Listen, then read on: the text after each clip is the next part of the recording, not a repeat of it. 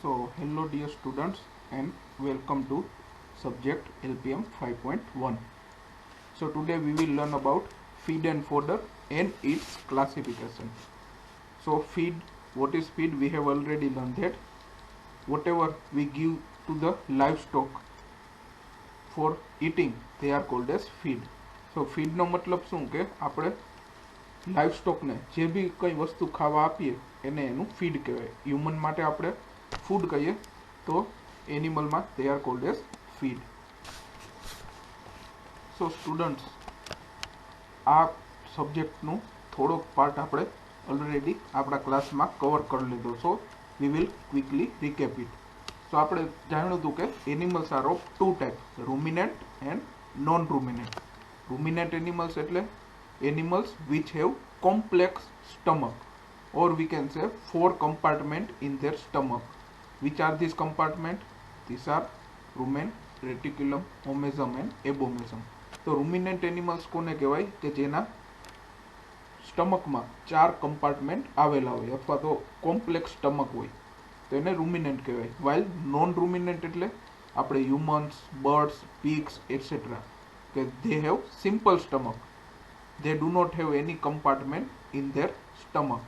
કે આપણે છીએ તો હ્યુમનમાં આપણું જે જઠર હોય, સ્ટમક હોય, તેમાં અલગ અલગ ભાગ આવેલા હોતા નથી. So we are called as simple stomach. So ruminant animals છે they have compound stomach or 4 compartment. તો એનાથી એને ફાયદો શું થાય કે there will be bacterial fermentation or we can say bacterial digestion, કે જેના કારણે they can easily digest the plant material, mainly cellulose etc. તો રૂમિનેન્ટ એનિમલમાં જે કમ્પાઉન્ડ સ્ટમક છે તો એના કારણે બેક્ટેરિયલ ડાયજેશન થાય કે જેનાથી એ પ્લાન્ટ મટીરિયલ કે જેમાં મેઇનલી સેલ્યુલોઝ વધારે હોય તો એનું પાચન કરી શકે. જ્યારે સિમ્પલ સ્ટમક એનિમલ છે જેમ કે આપણે, તો આપણે સેલ્યુલોઝનું પાચન કરી શકીએ નહીં. શા માટે? કારણ કે આપણામાં પાચન એસિડ દ્વારા થાય. digestion occur due to acid. So there is not any type of cellulose enzyme. આપણામાં cellulose enzyme ના હોય જેનાથી સેલ્યુલોઝનું પાચન થાય નહીં. while in case of ruminant animal, in their rumen, reticulum, omasum etc. they have bacteria which produce cellulose enzyme. કે જે ruminants animal છે, કેટલ, બફેલો, sheep અને goat, તેના સ્ટમકમાં બેક્ટેરિયા હોય કે જે સેલ્યુલોઝ એન્ઝાઇમનું પ્રોડક્શન કરે તો જેનાથી સેલ્યુલોઝ છે એનું ડાયજેશન થઈ. So now let's see the digestive system of cattle and buffalo, and it will be almost similar in sheep and goat also. સો હમણાં જ વાત કરીએ એમ કે they are ruminant animal. શા માટે? Because they have 4 compartments in their stomach. એના stomach છે એમાં 4 કમ્પાર્ટમેન્ટ હોય. Plus they do the rumination. એ રૂમિનેશન કરે. રૂમિનેશનનો મતલબ શું કે જ્યારે આપણે એને ફીડ આપીએ ત્યારે એ ઝડપથી એને ખાઈ જાય, પછી જ્યારે બેઠા હોય શાંતિથી ત્યારે એ ફીડ છે ફરીથી they will come in their mouth, એના મોઢામાં પાછું આવે અને એ ચવાય, જેને આપણે વાગોળવાની ક્રિયા કહીએ. તો જે વાગોળવાની ક્રિયા છે એને ઇંગ્લિશમાં રૂમિનેશન કહેવાય. તો એટલા જ માટે આ એનિમલ્સને આપણે રૂમિનેન્ટ્સ કહીએ. So digestive system માં શું શું હોય? which organs are there? તો કે starting from mouth, પછી pharynx, esophagus, stomach, small intestine and large intestine. આ ઉપરાંત there are some accessory glands such as salivary glands, liver, gallbladder and pancreas, કે જે આ glands માંથી જે liquid produce થાય તો એમાં enzymes હોય અલગ અલગ કે જે ખોરાક છે એનું digest. So here you can see the whole digestive system starting from mouth, esophagus, then there will be 4 compartment stomach such as rumen, reticulum, omasum and abomasum. Then there will be liver, pancreas etc. Then there will be small intestine and large intestine. સો આપણે વાત કરી હતી 4 કમ્પાર્ટમેન્ટ્સ of રૂમિનેન્ટ stomach. રૂમિનેન્ટ stomach છે તેના કયા 4 compartment હોય? Rumen, reticulum, એબોમેસમ. સો સૌથી પહેલા વાત કરીએ રૂમેનની. So it is the largest compartment. તો આ ખાસ યાદ રાખજો, એક્ઝામમાં બી આવી શકે. Which is the largest compartment of ruminant stomach, તો એ છે રૂમેન. અને એમાં શું હોય તો કે contents billions of bacteria, protozoa, mould અને યીસ્ટ, કે જે સેલ્યુલેસ એન્ઝાઇમ પ્રોડ્યુસ કરે અને સેલ્યુલોઝ છે એનું પાચન થાય. તો એટલા જ માટે એને બેક્ટેરિયલ ડાયજેશન કહેવામાં આવે.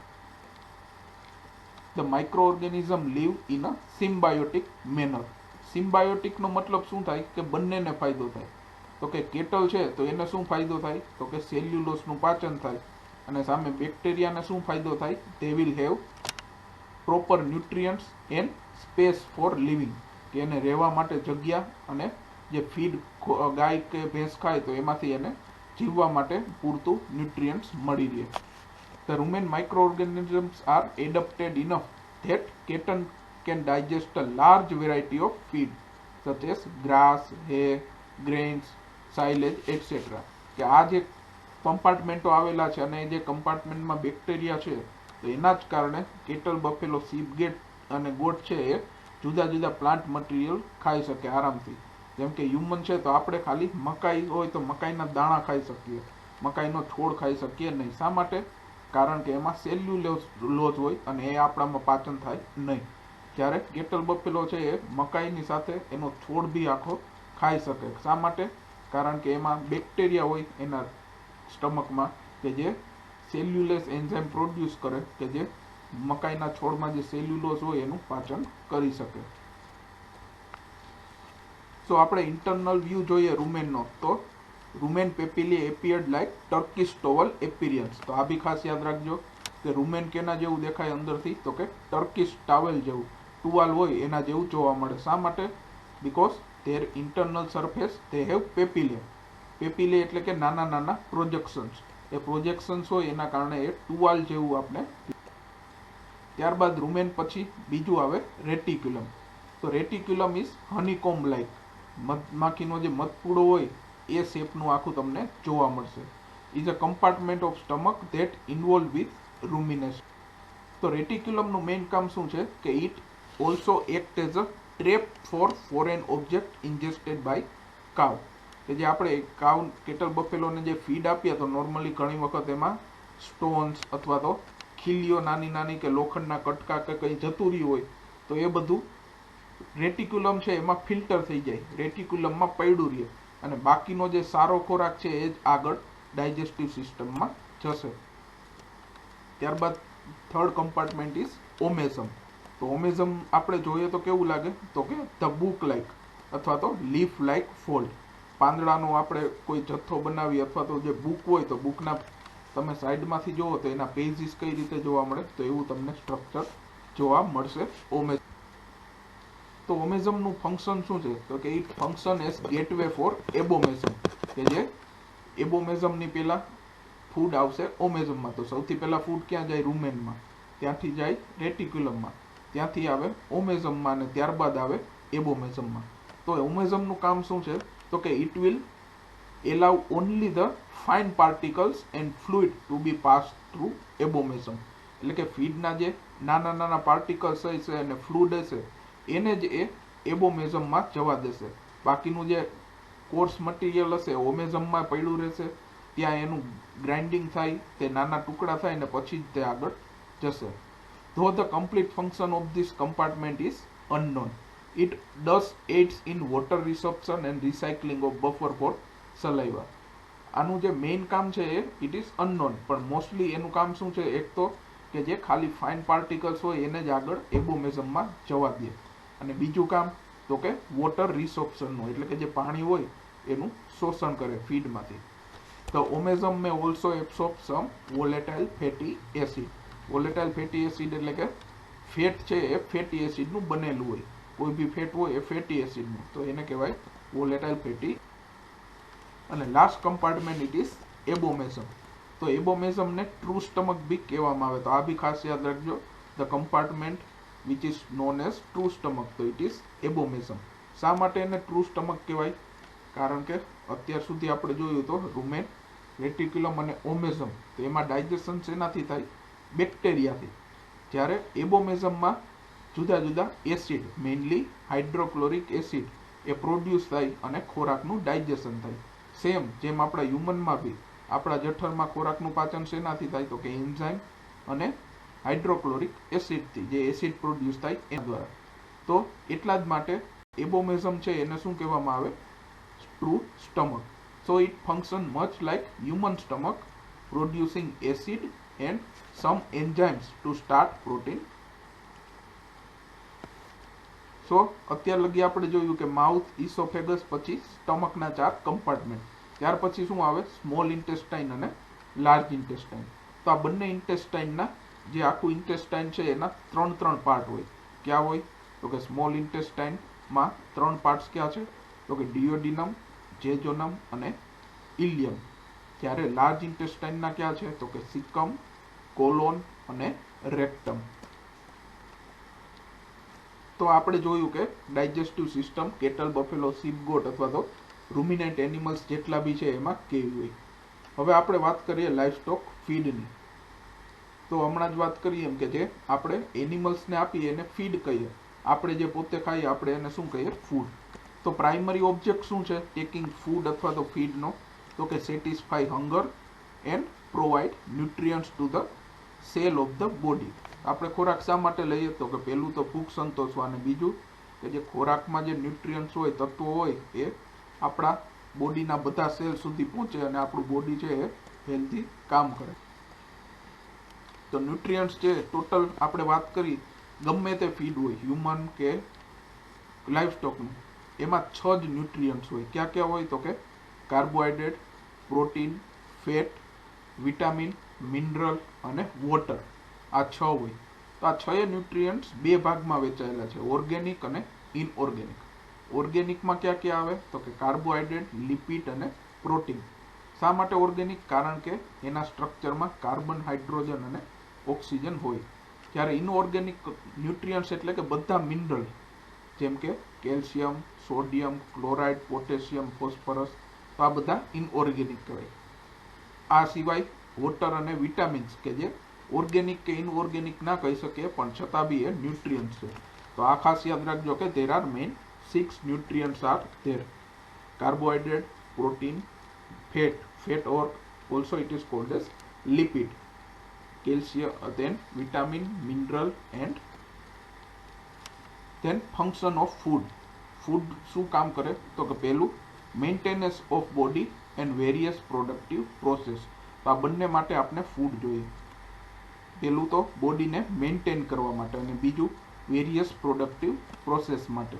બોડીને મેન્ટેન કરવું એટલે કે બોડીની સંભાળ રાખવા, બોડીને જીવતું રાખવા એવી રીતે કે જેમાંથી બોડીનો વજન વધે બી નહીં અને ઘટે બી નહીં.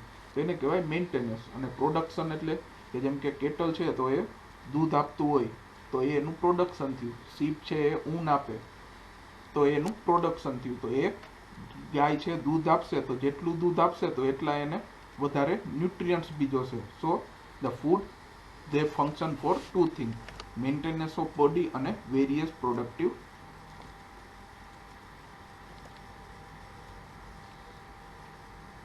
So productive process તો કે growth, milk production, wool production, gestation.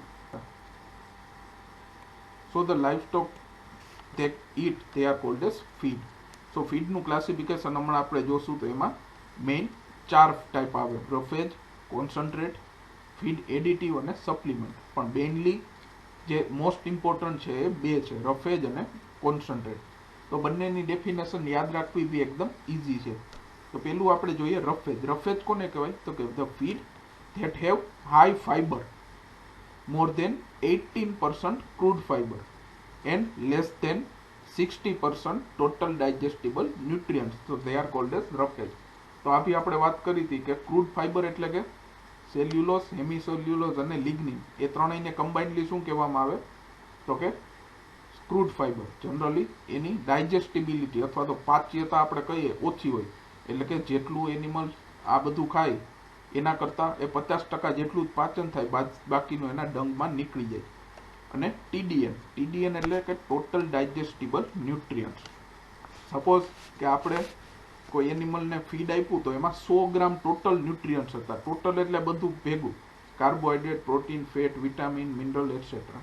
તો એ 100 ગ્રામ હતું, એમાંથી 60 ગ્રામ છે એ એનિમલની બોડીમાં રહ્યું, બાકીનું 40 ગ્રામ એના ડંગમાં નીકળી ગયું. તો TDN કેટલું કહેવાય? 60. કારણ કે 60 ગ્રામ એના બોડીમાં રહ્યું, તો TDN કહેવાય 60%. So feed that have high fiber, more than 18% crude fiber and less TDN, less than 60% TDN, તો એને રફેજ કહેવાય. સો જનરલી જેટલા બી સિરિયલ્સ છે, સિરિયલ ક્રોપ જે છે, તે આર કોલ્ડ એઝ રફેજીસ. ત્યારે કોન્સન્ટ્રેટ એટલે શું? તો કે રફેજ કરતાં એકદમ ઊંધું. કોન્સન્ટ્રેટ છે તે આર લો ઇન ફાઈબર, એમાં ક્રૂડ ફાઈબર છે તે આર લેસ દેન 18%, 18% કરતાં ઓછું ક્રૂડ ફાઈબર હોય, and they are high digestible nutrient. એના જે TDN વેલ્યુ એ વધારે હોય, 60% કરતાં વધારે. એટલે કે કોન્સન્ટ્રેટ જેટલા બી છે એમાં જેટલા ન્યુટ્રિયન્ટ્સ હોય એના 60% કરતાં વધારે ન્યુટ્રિયન્ટ્સ છે એનિમલની બોડીને કામ આવે. સો it is called as concentrate. So generally આપણે જે અમૂલ દાણ આપીએ કે groundnut cake, cotton seed cake અથવા તો પલ્સીસ, જે કઠોળ વર્ગ છે એ આખો કોન્સન્ટ્રેટ કહેવામાં આવે. તો રૂમિનેન્ટ્સ એનિમલ ક્યાં ક્યાં છે? કેટલ, બફેલો, શીપ અને ગોટ. તો એને રૂમિનેન્ટ બી શા માટે કહેવાય? એમાં આપણે જો જાણી ગયા. તો એને પોલીગેસ્ટ્રિક બી કહેવામાં આવે. શા માટે? કારણ કે પોલીનો મતલબ શું થાય? એક કરતાં વધારે, અને ગેસ્ટ્રિક એટલે કે સ્ટમક. એટલે કે રૂમિનેન્ટ સ્ટમકમાં એક કરતાં વધારે એટલે કે 4 કમ્પાર્ટમેન્ટ હોય, એટલા જ માટે એને પોલીગેસ્ટ્રિક કહેવામાં. સો નેચરલ ફૂડ શું હોય આ એનિમલ્સનું? તો કે રફેજ. શા માટે? તો અગેન રીઝન સેમ, કે એમાં જે બેક્ટેરિયા હોય તો એનાથી સેલ્યુલોસનું અથવા તો રફેજનું પાચન આરામથી થઈ શકે. જ્યારે આપણે જે છીએ નોન રૂમિનેન્ટ, જેમ કે આપણે પોલ્ટ્રી કે પીગ, તો એમાં આપણે છે ડાયજેશન સેલ્યુલોસનું થઈ શકે નહીં. તો આપણું નેચરલ ફૂડ શું હોય? કોન્સન્ટ્રેટ. એટલે કે એવું ફૂડ કે જેમાં પ્રોટીન વધારે હોય અને ક્રૂડ ફાઈબર મિનિમમ, સૌથી ઓછું હોય. તો અવર નેચરલ ફૂડ ઇઝ કોન્સન્ટ્રેટ. તો ફીડ ફોર લાઇવસ્ટોક, કયા કયા પ્રકારના ફીડ આપવામાં આવે? તો કે જે પ્લાન્ટ મટીરિયલ, ક્રોપ્સના પ્લાન્ટ મટીરિયલ, જેમ કે મેઇઝ ક્રોપ, જુવાર ક્રોપ, ઓટ ક્રોપ, દેન કાઉપિયા ક્રોપ. પછી એ ગ્રીન હોય અથવા તો ડ્રાય હોય. પછી સિરિયલ ગ્રેઇન્સ, મેઇઝ ગ્રેઇન, જુવાર ગ્રેઇન, ઓટ ગ્રેઇન એટસેટ્રા. પછી પ્લાન્ટની બાય પ્રોડક્ટ, જેમ કે સ્ટ્રો, હસ્ક, સેલ એટસેટ્રા. પછી agro industrial product, oil seed processing, જેમ કે groundnut cake, cotton seed cake. પછી શુગર ઇન્ડસ્ટ્રીમાંથી મોલાસીસ મળે. પછી સ્ટાર્ટ મેન્યુફેક્ચરિંગ હોય ત્યાંથી. અને એનિમલ પ્રોડક્ટ, જેમ કે ફિશ મિલ, મીટ મિલ અને બ્લડ મિલ. આપણે જોયું હતું પ્રોક્સિમેટ એનાલિસિસ. તો સૌથી પહેલા પ્રોક્સિમેટ એનાલિસિસ એટલે શું? તો પ્રોક્સિમેટ એનાલિસિસ એટલે હમણાં જ આપણે વાત કરી કે કોઈ બી ફૂડમાં 6 ન્યુટ્રિયન્ટ્સ હોય: carbohydrate, protein, fat, vitamin, mineral અને વોટર. તો આ 6 ન્યુટ્રિયન્ટ્સ કેટલી ક્વોન્ટિટીમાં છે, એનું પ્રમાણ કેટલું છે એક કોઈ બી ફીડમાં, તો એ જાણવાની આખી જે પ્રોસેસ છે એને શું કહેવાય? પ્રોક્સિમેટ એનાલિસિસ. સો હવે વાત કરીએ what is nutrition. So nutrition ઇન્વોલ્વ્સ various chemical reaction and physiological process which transform food into body tissue and activity. તો ન્યુટ્રિશનનો મતલબ શું થાય? કે આપણે ખોરાક લઈએ તો ખોરાકને આપણે ચાવીએ તો એ થઈ ગઈ ફિઝિયોલોજીકલ પ્રોસેસ. પછી એ ચાવેલો ખોરાક ક્યાં જશે? જઠરમાં, સ્ટમકમાં. તો જ્યાં જુદા જુદા એન્ઝાઇમ અને એસિડ દ્વારા એનું પાચન થાય, તો એને શું કહેવાય? Chemical reaction. તો ફિઝિયોલોજીકલ પ્રોસેસ અને કેમિકલ રિએક્શનના કારણે જે આપણે ફૂડ ખાધું હતું એમાંથી ન્યુટ્રિયન્ટ્સ છૂટા પડે અને એ આપણા બોડીને ઉપયોગમાં આવે. સો આને કહેવામાં આવે nutrition, which involves processes such as ingestion. Ingestion એટલે કે ફૂડ આરોગવું. પછી ડાયજેશન. પછી ડાયજેશન થઈ જાય એટલે કે ફીડમાંથી ન્યુટ્રિયન્ટ્સ છૂટા પડે, તો એ ન્યુટ્રિયન્ટ્સનું એબ્સોર્પ્શન ઓફ વેરિયસ ન્યુટ્રિયન્ટ્સ, અને ત્યારબાદ બ્લડ દ્વારા it is transported to whole body cell. So જે એન્ટોની લેવોઇસર છે scientist, it is known as father of nutrition. ન્યુટ્રિશનનો મેઇન હેતુ શું છે? કે જેટલા બી ન્યુટ્રિયન્ટ્સ જોઈએ, જે 6 ન્યુટ્રિયન્ટ્સ આપણે જોયા, એ બધા એડિક્વેટ એમાઉન્ટમાં અને ઓપ્ટિમમ પ્રપોર્શનમાં મળવા જોઈએ. એટલે કે પૂરતા પ્રમાણમાં અને એનો રેશિયો બી જળવાવો જોઈએ. સો પ્રોક્સિમેટ એનાલિસિસ હમણાં જ આપણે વાત કરી તો એની scientific definition is proximate analysis is a chemical method of quantitative analysis that separates, identify and quantify major category of compound in the mixture. એટલે કે જે ફીડમાં જે 6 મેજર ન્યુટ્રિયન્ટ્સ છે તો એ ક્વોન્ટિફાય કરે, એટલે કે કેટલા પ્રમાણમાં છે એ આપણે આનાથી જાણી શકીએ. સો આ જે પ્રોક્સિમેટ એનાલિસિસની આખી જે પ્રોસિજર છે, સ્કીમ છે, તો એ આજથી 100 થી 120 વર્ષ પહેલા હેનબર્ગ અને સ્ટોહમેન, આ બે જર્મનના સાયન્ટિસ્ટ છે, એ લોકોએ એની શોધ કરી હતી વિન્ડલ એક્સપેરિમેન્ટલ સ્ટેશન, કે જે જર્મનમાં આવેલું છે ત્યાંથી. એટલા જ માટે આજે આખી જે પ્રોસિજર છે એને વિન્ડે સ્કીમ ઓફ એનાલિસિસ બી કહેવામાં આવે. સો હમણાં જ વાત કરીએ એમ કે ટોટલ 6 ન્યુટ્રિયન્ટ્સ છે. ક્યાં ક્યાં છે? સૌથી પહેલું તો વોટર એટલે કે મોઇસ્ચર, પછી આવે પ્રોટીન, પણ આપણે અહીંયા પ્રોટીન નહીં, ક્રૂડ પ્રોટીન કહીએ. એવી જ રીતે ફેટ છે તો એને ખાલી ફેટ નહીં પણ ક્રૂડ ફેટ કહીએ. શા માટે? કારણ કે તમે જોઈ શકો કે in the crude protein there is not only true protein but along with that there will be amino acid, nucleic acid etc. એટલે કે જે આપણે પ્રોસિજર દ્વારા જે કોઈ બી માની લો ફૂડની આપણે પ્રોટીન વેલ્યુ જાણી પ્રોક્સિમેટ એનાલિસિસ દ્વારા, તો એ પ્રોટીન વેલ્યુ આપણે મળી કેટલા, માની લો કે 10% આ ફૂડમાં પ્રોટીન છે, તે 10% છે પૂરેપૂરું પ્રોટીન હશે નહીં. એમાં પ્રોટીનની સાથે સાથે થોડા પ્રમાણમાં એમાઇનો એસિડ, ન્યુક્લિક એસિડ અને વિટામિન્સ બી હશે. તો એટલા જ માટે એને પ્રોટીન નહીં પણ આપણે શું કહીએ, ક્રૂડ પ્રોટીન. તો સૌથી પહેલું મોઇસ્ચર, પછી ક્રૂડ પ્રોટીન, પછી ક્રૂડ ફેટ, પછી આવશે કાર્બોહાઈડ્રેટ. તો કાર્બોહાઈડ્રેટ છે બે પ્રકારના હોય, કોમ્પ્લેક્સ અને સિમ્પલ. તો જે કોમ્પ્લેક્સ કાર્બોહાઈડ્રેટ છે એને કમ્બાઇનલી શું કહેવામાં આવે, ક્રૂડ ફાઈબર, જેમાં સેલ્યુલોઝ, હેમિસેલ્યુલોઝ અને લિગ્નિન આ 3 હોય. જ્યારે સિમ્પલ કાર્બોહાઈડ્રેટ છે તે are called as nitrogen free extract. તેમાં starch, pectin, organic acid, resin અને ટેનિન હોય. અને ત્યારબાદ આવશે મિનરલ કન્ટેન્ટ અથવા તો એસ. ટોટલ એસ છે એટલે કે કોઈ બી ફૂડમાં જેટલું બી મિનરલ હોય એને એસ કહેવામાં આવે. તો મેજર એલિમેન્ટ્સ ક્યાં ક્યાં છે? તો કે calcium, phosphorus, potassium, magnesium, sodium અને ક્લોરિન. અને 7મું આવે સલ્ફર. તો આ 7 છે એ મેજર એલિમેન્ટ છે, અને બાકીના જે 15 છે તે આર માઇનર એલિમેન્ટ્સ ઓર ટ્રેસ એલિમેન્ટ. ટ્રેસ એલિમેન્ટ શા માટે કહેવામાં આવે? કારણ કે ખૂબ ઓછા જથ્થામાં એની જરૂર. સો આ થઈ ગઈ આખી સ્કીમ. આ સ્કીમ બી આપણે ભણી ગયા હતા કે કોઈ બી ફીડ હોય તેમાંથી આપણે કોઈ બી ફીડને 100 ડિગ્રીએ રાખીએ તો એમાંથી એનું પાણી એટલે કે મોઇસ્ચર નીકળી જાય, અને બાકી જે વધે એને શું કહેવાય, ડ્રાય મેટર. તો આ ડ્રાય મેટર એટલે શું કે આપણા જે 6 ન્યુટ્રિયન્ટ્સ છે એમાંથી આપણે પાણી કાઢી નાખ્યું, તો બાકીના જે 5 ન્યુટ્રિયન્ટ્સ વધ્યા એને કમ્બાઇનલી શું કહેવામાં આવે, ડ્રાય મેટર. પછી એમાંથી ઇનઓર્ગેનિક અને ઓર્ગેનિક મેટર હમણાં જ આપણે ભણી ગયા કે ઇનઓર્ગેનિક એટલે કે બધા જ ટ્રેસ એલિમેન્ટ્સ અથવા તો બધા જ મિનરલ કન્ટેન્ટ. ત્યારે ઓર્ગેનિકમાં શું શું આવશે? તો કે ક્રૂડ પ્રોટીન, ક્રૂડ ફેટ અથવા તો એને ઇથર એક્સ્ટ્રેટ બી કહેવામાં આવે. તો આ ખાસ યાદ રાખજો, ઇથર એક્સ્ટ્રેટ એટલે ક્રૂડ ફેટ. અને ત્યારબાદ આવશે કાર્બોહાઈડ્રેટ્સ. તો કાર્બોહાઈડ્રેટ્સ એટલે બે ટાઈપના, સિમ્પલ અને કોમ્પ્લેક્સ. સિમ્પલ છે એને આપણે કહીએ NFE, જ્યારે કોમ્પ્લેક્સ છે એને કહેવામાં આવે ક્રૂડ ફાઈબર. તો હવે જે આપણા ઇમ્પોર્ટન્ટ ન્યુટ્રિયન્ટ્સ છે એને આપણે ડીપલી સમજીએ. સૌથી પહેલું વોટર. તો વોટરની શું ઇમ્પોર્ટન્સ છે? We all know that we can survive without food for several days, but we can not survive without water. આપણે ફૂડ વગર જીવી શકીએ ઘણા દિવસો સુધી, પણ પાણી વગર નહીં. તો કોઈ બી ફીડ છે એની આપણે એમાં કેટલું વોટર છે જાણવું હોય તો શું કરવાનું? તો કે એને 100 ડિગ્રીએ જે હોટેર ઓવન આવે એમાં 12 કલાક માટે અથવા તો ઓવરનાઇટ રાખવાનું. તો એનાથી આપણે જાણી શકીએ. કઈ રીતે? કે માની લો કે આ જે મેં ફૂડ કોઈ બી એક સેમ્પલ હતું, ફીડ સેમ્પલ 100 ગ્રામ જેટલું લીધું અને એને હોટેર ઓવનમાં 12 કલાક રાખ્યું. 12 કલાક પછી વજન કર્યો તો ઇટ ઇઝ ઓનલી 80 ગ્રામ્સ, 80 ગ્રામ જ વધ્યું.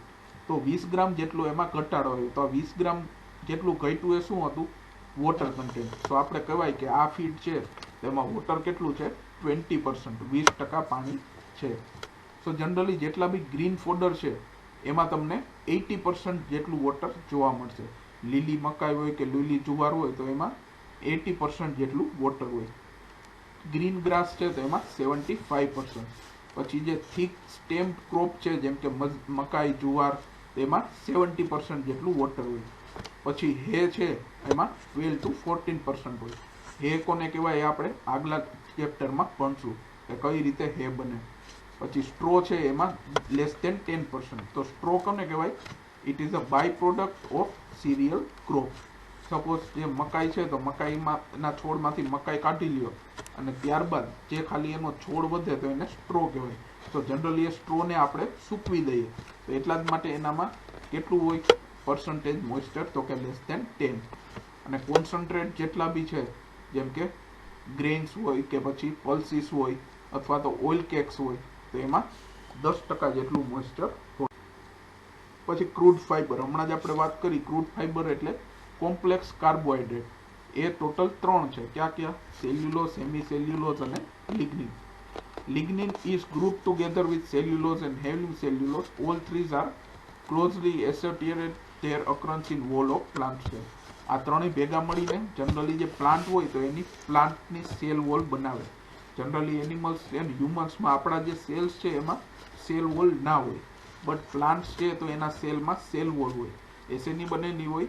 તો કે સેલ્યુલોઝ, હેમિસેલ્યુલોઝ અને લિગ્નિન, જેને કમ્બાઇનલી આપણે ક્રૂડ. પછી ક્રૂડ પ્રોટીન, હમણાં જ વાત કરી એમ કે ક્રૂડ પ્રોટીન શા માટે કહીએ? કારણ કે એમાં પ્રોટીનની સાથે સાથે અલગ બીજા તત્વો હોય. તો જે ઓરિજિનલ પ્રોટીન છે એને આપણે શું કહીએ? True protein. અને બાકીના છે એમાઇનો એસિડ અને ન્યુક્લિક એસિડ, એને શું કહેવાય? NPN. NPN એટલે કે non protein nitrogenous substance. Generally protein છે તો એમાં 16% જેટલું નાઇટ્રોજન હોય. પ્રોટીન છે તો એમાં 16% નાઇટ્રોજન હોય. સો બીજા જે કમ્પાઉન્ડ છે જેમ કે ન્યુક્લિક એસિડ અથવા એમાઇનો એસિડ, તો એમાં નાઇટ્રોજન તો હોય બટ એ પ્રોટીન હોતા નથી. તો એટલા જ માટે એને શું કહેવાય? Non protein nitrogenous substance. એટલે કે એવા સબસ્ટન્સ કે જે પ્રોટીન નથી પણ એમાં નાઇટ્રોજન છે. તો ક્રૂડ પ્રોટીન એટલે કે ટ્રુ પ્રોટીન પ્લસ NPN. એનું આપણે એસ્ટિમેટ કરવું હોય તો કઈ રીતે? તો કે એની જે વિન્ડેલ એનાલિસિસ દ્વારા આખી જે પ્રોસિજર છે એ પ્રોસિજરના અંતે તમને જે જવાબ મળે એને તમારે 6.25 હારે મલ્ટીપ્લાય કરવો પડે. શા માટે? કારણ કે એ પ્રોસિજરમાં આપને જે વેલ્યુ મળશે એ પ્રોટીનની નહીં હોય, એ શેની હશે? નાઇટ્રોજનની. પ્રોટીનમાં 16% નાઇટ્રોજન હોય. તો 100 ડિવાઇડેડ બાય 16 કરો, 100 ને 16 વડે ભાંગો તો શું આવે? 6.25. એટલે કે તમને જે વિન્ડે સ્કીમ ઓફ એનાલિસિસ અથવા તો પ્રોક્સિમેટ એનાલિસિસ દ્વારા એ પ્રોસિજર દ્વારા તમે કોઈ બી પદાર્થનું જ્યારે નાઇટ્રોજન કન્ટેન્ટ મેળવો તો એને આપણે 6.25 વડે ગુણશું તો આપણે એનું કેટલું પ્રોટીન છે એ ફીડમાં એ જાણવા મળશે. પછી આવે ક્રૂડ ફેટ. તો જનરલી જે ફીડમાં જે ફેટ આવેલી હોય, ક્રૂડ ફેટ એટલે કે ફેટ પ્લસ ફેટ જેવા જે બીજા તત્વો, એ બધા ઇથર છે એમાં સોલ્યુબલ હોય. એટલે કે પેટ્રોલિયમ ઇથર જે આવે એમાં એ ડિઝોલ્વ થઈ જાય. તો એટલા જ માટે ક્રૂડ ફેટ છે એને આપણે ઇથર એક્સ્ટ્રેક્ટ બી કહીએ. તો એ શું શું કન્ટેન્ટ હોય? તો કે ક્રૂડ પ્રોટીનની જેમ જ ક્રૂડ ફેટમાં બી પહેલા તો ટ્રુ ફેટ હોય. ટ્રુ ફેટ એટલે કે ગ્લિસરાઇડ, અને બીજા ટ્રુ ફેટ ના હોય બટ ફેટ જેવા જ બીજા તત્વો જેમ કે cholesterol, free fatty acid, volatile acid અને રેસિન કે જે ઇથરમાં સોલ્યુબલ હોય. એટલા જ માટે એને શું કહેવાય? Ether extract. અને એના માટે સ્પેશિયલ ઇન્સ્ટ્રુમેન્ટ આવે ફેટ માપવા માટેનું, એને કહેવામાં આવે સોલ્વેક્સ્ડ એક્સ્ટ્રેટર. ક્રૂડ પ્રોટીન માપવા માટેનું જે મશીન છે એને શું કહેવાય? જેલ્ડાલ એસેમ્બલી. જેલ્ડાલ એસેમ્બલી. જ્યારે ક્રૂડ ફેટ માટે છે એને આપણે કહીએ સોક્સલેટ એક્સ્ટ્રેટર. મોઇસ્ચર જાણવા માટે હતું તો કે ડ્રાય હોટ એર ઓવન, એને કહેવામાં આવે હોટ એર. ત્યારબાદ આવશે મિનરલ્સ અથવા તો inorganic content. they are found in ash. કોઈ બી ફીડમાં કેટલું મિનરલ્સ છે એ જાણવું હોય તો શું કરવાનું? તો that you have to put that feed at 600 degree centigrade for 2 hours in muffle furnace. Muffle furnace એટલે આપણે બધાને ખબર સગડી. એટલા જ માટે જે એસ ટોટલ એસ માપવા માટે આપણે મફલ ફર્નેસનો ઉપયોગ કરીએ. તો મફલ ફર્નેસમાં શું હોય કે જે આપણું ફીડ સેમ્પલ છે એને આપણે 600 ડિગ્રીએ 2 કલાક માટે મફલ ફર્નેસમાં રાખવાનું. તો એનાથી શું થાય કે એટલે એટલા ટેમ્પરેચરમાં જેટલા બી ઓર્ગેનિક પદાર્થ છે જેમ કે water, carbohydrate, fat, vitamin A બધું નાશ પામશે, ખાલી વધશે શું ન્યુટ્રિયન્ટ્સ. સો એને એટલા માટે આપણે એને ટોટલ એસ કહીએ. સપોઝ આપણે 100 ગ્રામ ફીડ મૂક્યું મફલ ફર્નેસમાં, 600 ડિગ્રીએ 2 ગ્રામ રાખ્યું, પછી 10 ગ્રામ જ વધ્યું, તો એ 10 ગ્રામ શું હશે, બધું મિનરલ ભેગું થઈને. તો આપણે એસ % કેટલા કહેવાય, 10% ઇન ધેટ પર્ટિક્યુલર. અને લાસ્ટમાં આવે NFE. આપણે વાત કરી કે કાર્બોહાઈડ્રેટ 2 ટાઈપના હોય, કોમ્પ્લેક્સ અને સિમ્પલ. તો NFE એટલે કે સોલ્યુબલ અથવા તો ઇઝીલી ડાયજેસ્ટેબલ કાર્બોહાઈડ્રેટ, જેમ કે ડાયસેકેરાઇડ, પેન્ટોઝ, હેક્સોઝ એટસેટ્રા.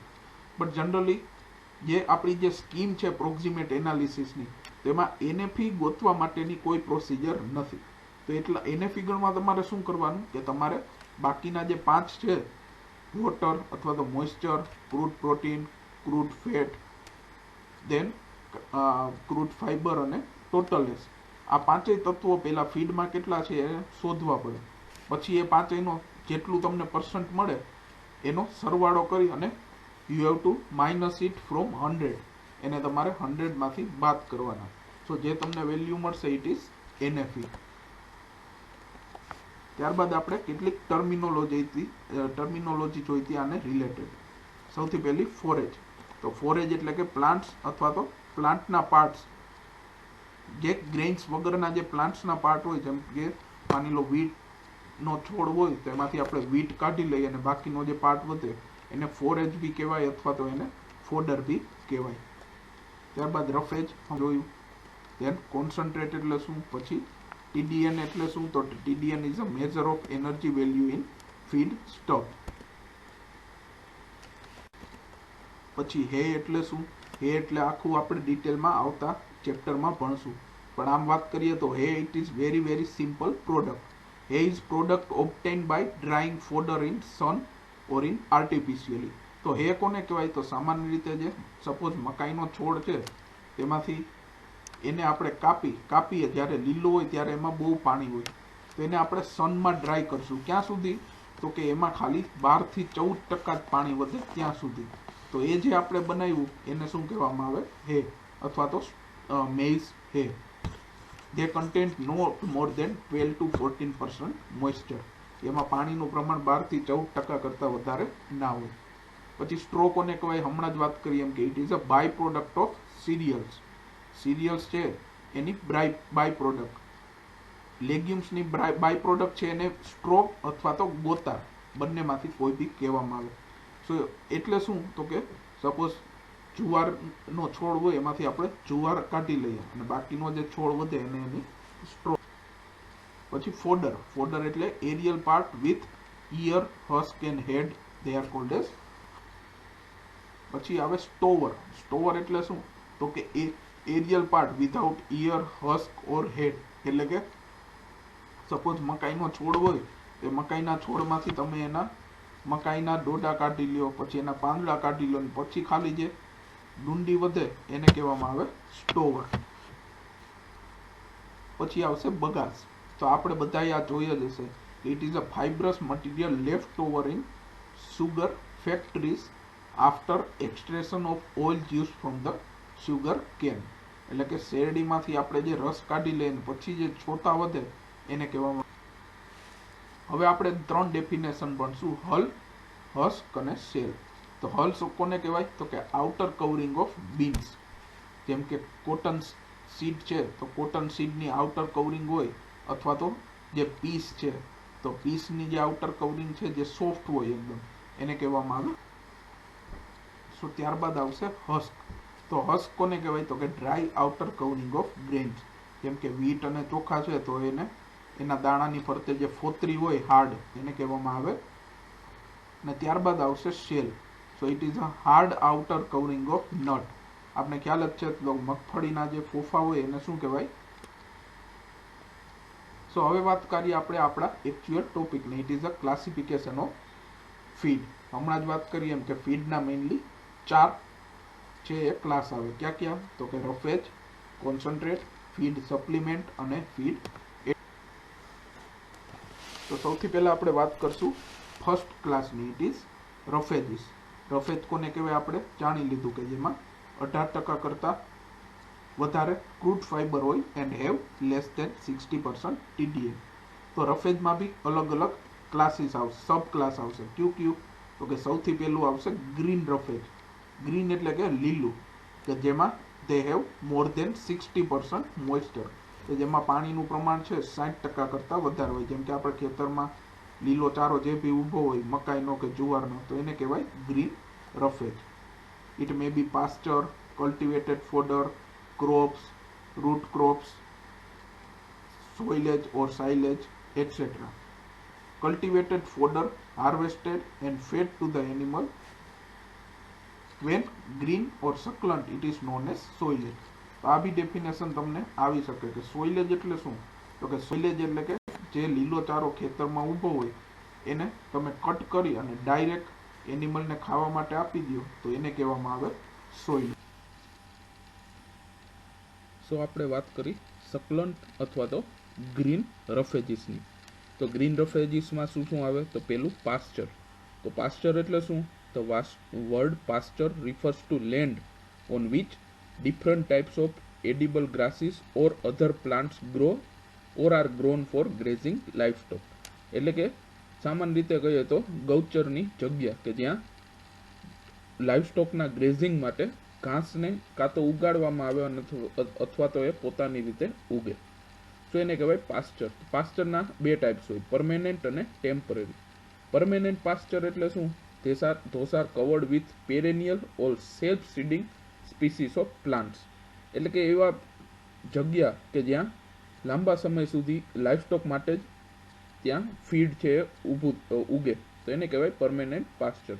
જ્યારે ટેમ્પરરી પાસ્ચર એટલે શું? કે જ્યારે મેઇનલી રેઇની સિઝન હોય, કે જ્યારે પાણી હોય, ત્યારે એ જગ્યાનો we are using four agriculture crop, કે હ્યુમન કન્ઝપ્શનના ક્રોપ ઉગાડવા માટે આપણે એનો ઉપયોગ કરીએ, અને બાકીના ટાઈમમાં છે એ આપણે લાઇવસ્ટોક માટેનું ફોડર ઉગાડતું. તો પરમેનન્ટ પાસ્ચર અને ટેમ્પરરી પાસ્ચર. ગ્રીન રફેજમાં બીજું શું આવે? તો કે કલ્ટિવેટેડ ફોડર ક્રોપ્સ. કલ્ટિવેટેડનો આપણે બધાને ખ્યાલ છે. કલ્ટિવેટેડ એટલે કે ફાર્મર જે પોતાની જમીન પર ઉગાડે ઘાસચારો, એને કહેવામાં આવે કલ્ટિવેટેડ. તો કલ્ટિવેટેડમાં બે ટાઈપ્સ આવશે, લેગ્યુમિનસ અને નોન લેગ્યુમિનસ. લેગ્યુમિનસનો અર્થ શું થાય? તો કે કઠોળ વર્ગ, જ્યારે નોન લેગ્યુમિનસ એટલે કે સિરિયલ, ધાન્ય વર્ગ. સો કલ્ટિવેટેડ ફોડર ક્રોપ્સમાં લેગ્યુમિનસ સચેસ કાઉપી, બર્સીમ અને લ્યુસન, they belong to leguminous and they are palatable to animals. So generally જે લેગ્યુમિનસ ક્રોપ છે એની ડાયજેસ્ટિબિલિટી નોન લેગ્યુમ્સ અથવા તો સિરિયલ્સ કરતાં વધારે હોય, પ્લસ એમાં ડીસીપી અને ટીડીએન કન્ટેન્ટ બી વધારે હોય. જે લેગ્યુમ્સ છે ઇટ કન્ટેન્ટ 2 to 3% ડીસીપી. ડીસીપીનો મતલબ શું થાય? ડાયજેસ્ટિબલ ક્રૂડ પ્રોટીન. ક્રૂડ પ્રોટીનનો મતલબ આપને ખબર છે. હવે કોઈ બી ફૂડમાં જેટલું બી ક્રૂડ પ્રોટીન હશે, એમાંથી જેટલું પ્રોટીન એનિમલની બોડીમાં રહેશે એને કહેવાય ડાયજેસ્ટિબલ ક્રૂડ પ્રોટીન. એટલે કે જે પ્રોટીન હતું એમાંથી કેટલું ડાયજેસ્ટ થયું, એનિમલની બોડીમાં કેટલું રહ્યું એ. સો 2 થી 3% ડીસીપી અને 12% જેટલું ટીડીએન હોય on fresh basis. Fresh basis એટલે અગેન કે જેમાં પાણી હોય, જે પાણી દૂર કરી લઈએ તો આપણે એને શું કહીએ? ડ્રાય બેસિસ ઉપર. પણ પાણી જેમ છે તેમ જ રહેવા દઈએ તો એને કહેવાય fresh basis. If legumes are fed liberally to cattle and buffalo, then there is no need to include any other protein supplement in diet up to 6 to 7 liters of milk per day. માની લો કે કોઈ ગાય કે ભેંસ 6 થી 7 litre જેટલું દૂધ આપતી હોય, અને જો તમે એને સારી ક્વોલિટીનું આવો લેગ્યુમિનસ ક્રોપ આપો, લ્યુસન, કાઉપીક, બર્સીમ, તો કોઈ બી પ્રોટીન સપ્લિમેન્ટ અલગથી આપવાની જરૂર રહેતી નથી. પ્રોટીન સપ્લિમેન્ટ જેમ કે આપણે દાણ આપીએ કે ખોળ આપીએ તો એ આપવાની જરૂર નથી. Generally legumes are rich in nitrogen or we can say protein and they are low in carbohydrate. અને બીજું આવે નોન લેગ્યુમ્સ એટલે કે સિરિયલ્સ. તો તમે જોઈ શકો કે they are higher in carbohydrate and low in protein, કે જેમાં કાર્બોહાઈડ્રેટ વધારે હોય, પ્રોટીન ઓછું હોય.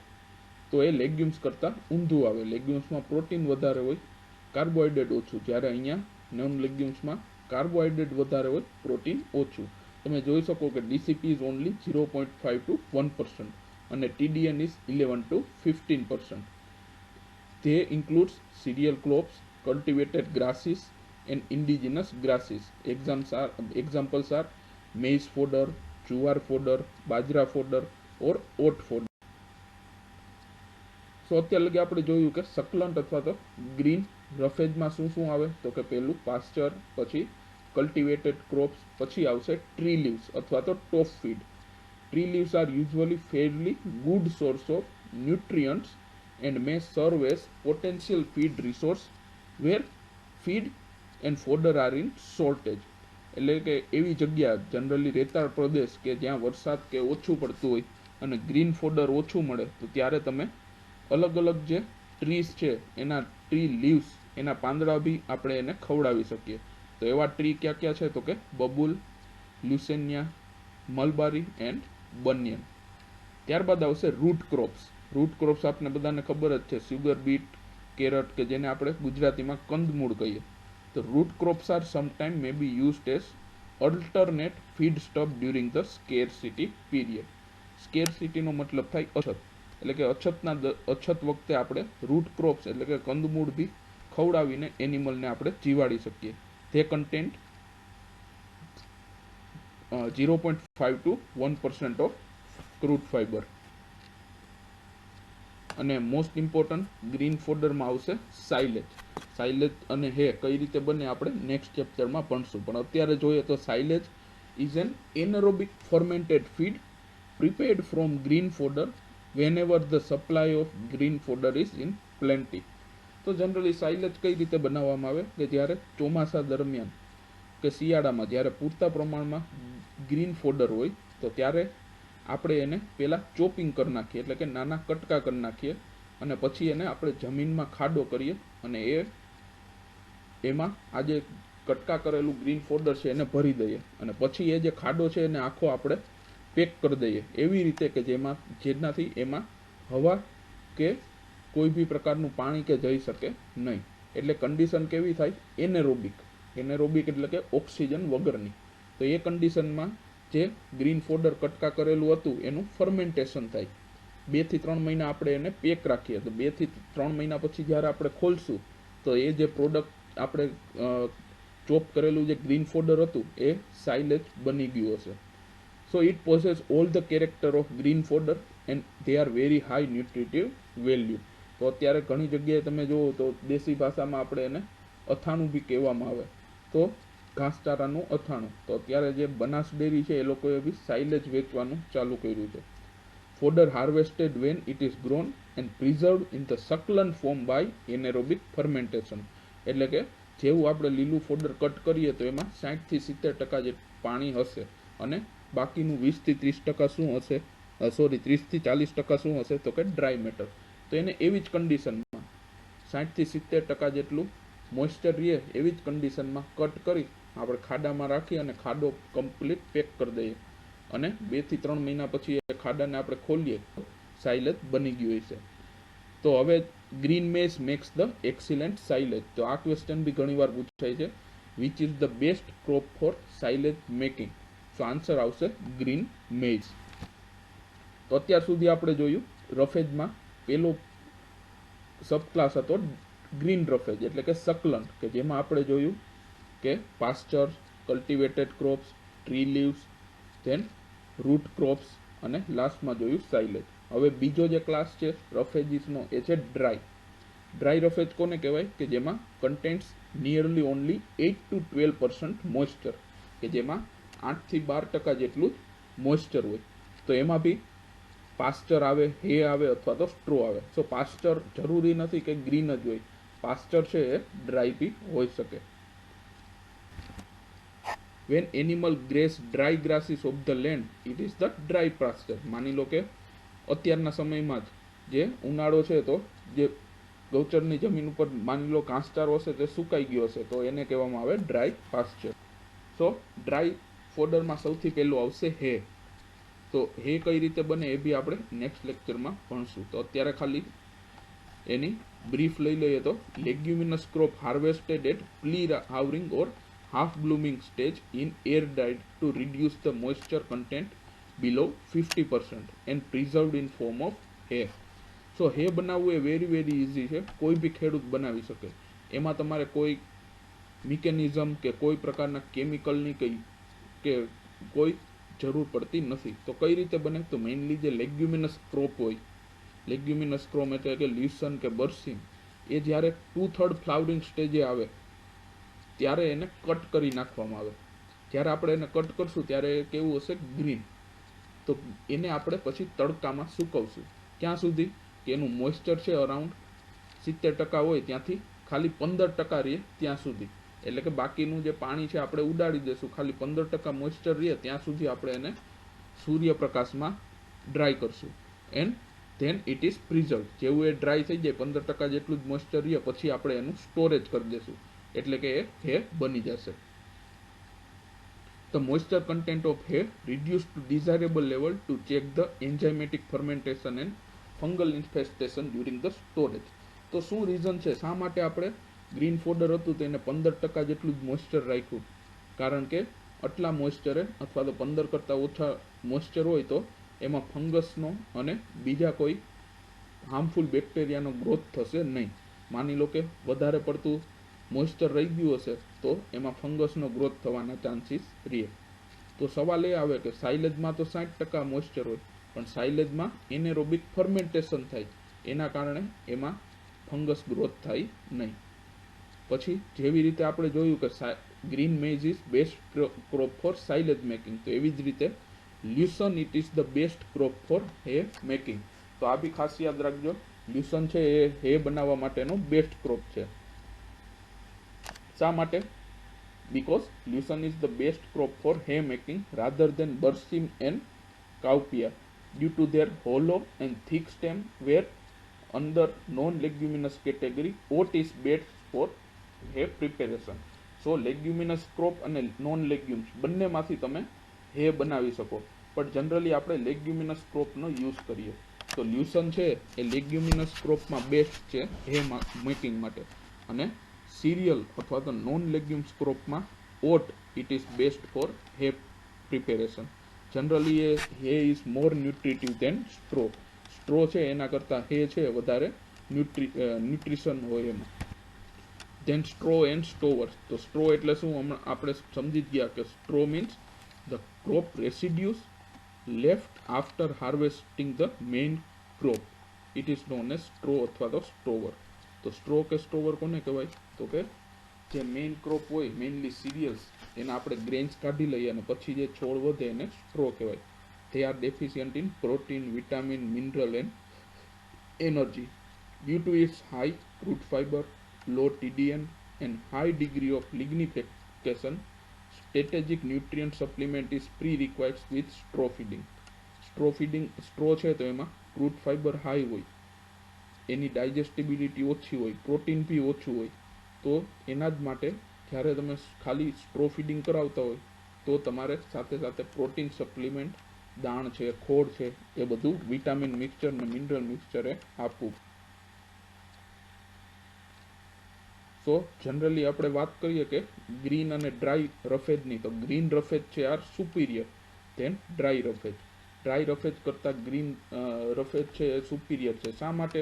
રીઝન પૂછાઈ શકે. તો આન્સર છે પેલું તો કે ગ્રીન રફેજ આર મોર પેલેટેબલ. પ્રાણીઓ છે એ ગ્રીન રફેજ હોય તો એ વધારે ખાય, ડ્રાય રફેજ આપો તો એ ઓછું ખાશે. અને બીજું, green roughage they are more digestible, less fibrous and contain more vitamin. Green roughage હોય તો એમાં એની ડાયજેસ્ટિબિલિટી વધારે હોય, એમાં વિટામિન્સ બી વધારે હોય અને ફાઇબરનું પ્રમાણ ઓછું હોય. તો અત્યાર સુધી આપણે જોયું ફીડમાં પેલું ક્લાસ ઇટ ઇઝ રફેજ. તો રફેજમાં બે સબ ક્લાસ, સકલન્ટ અથવા તો ગ્રીન અને ડ્રાય. હવે આપણે વાત કરશું કોન્સન્ટ્રેટ્સની. તો કોન્સન્ટ્રેટ એટલે શું આપણે ભણી જ ગયા છે. તો જનરલી કોન્સન્ટ્રેટ એટલે કે એવા ફીડ કે જેમાં less than 18% crude fibre and more than 60% TDN હોય. એટલે કે 18% કરતાં ઓછું ફાઇબર અને એની ડાયજેસ્ટિબિલિટી, જેટલા ન્યુટ્રિયન્ટ્સ છે એ બધાની ડાયજેસ્ટિબિલિટી 60% કરતાં વધારે હોય. તો કોન્સન્ટ્રેટમાં બી બે સબ ક્લાસ આવશે, એનર્જી રીચ કોન્સન્ટ્રેટ અને પ્રોટીન રીચ. તો એનર્જી રીચ કોન્સન્ટ્રેટ કોને કહેવાય? એવા બધા કોન્સન્ટ્રેટ કે જેમાં ક્રૂડ પ્રોટીનનું પ્રમાણ 20% કરતાં ઓછું હોય એને કહેવાય એનર્જી રીચ. તો એને કોન્સન્ટ્રેટ તો એ છે પણ એમાં પ્રોટીન છે 20% કરતાં થોડુંક ઓછું હોય તો એને કહેવાય એનર્જી રીચ. તો એના એક્ઝામ્પલ્સ ક્યાં ક્યાં છે? તો કે સિરિયલ ગ્રેન્સ જેવા કે maize, barley, rice, oat etcetera. They are rich in soluble or we can say simple carbohydrate. પછી મિલેટ્સ જેમ કે રાગી, જુવાર એન્ડ બાજરા. અને mill by products of milling cereal grain such as rice bran, wheat bran, flour, hull etcetera.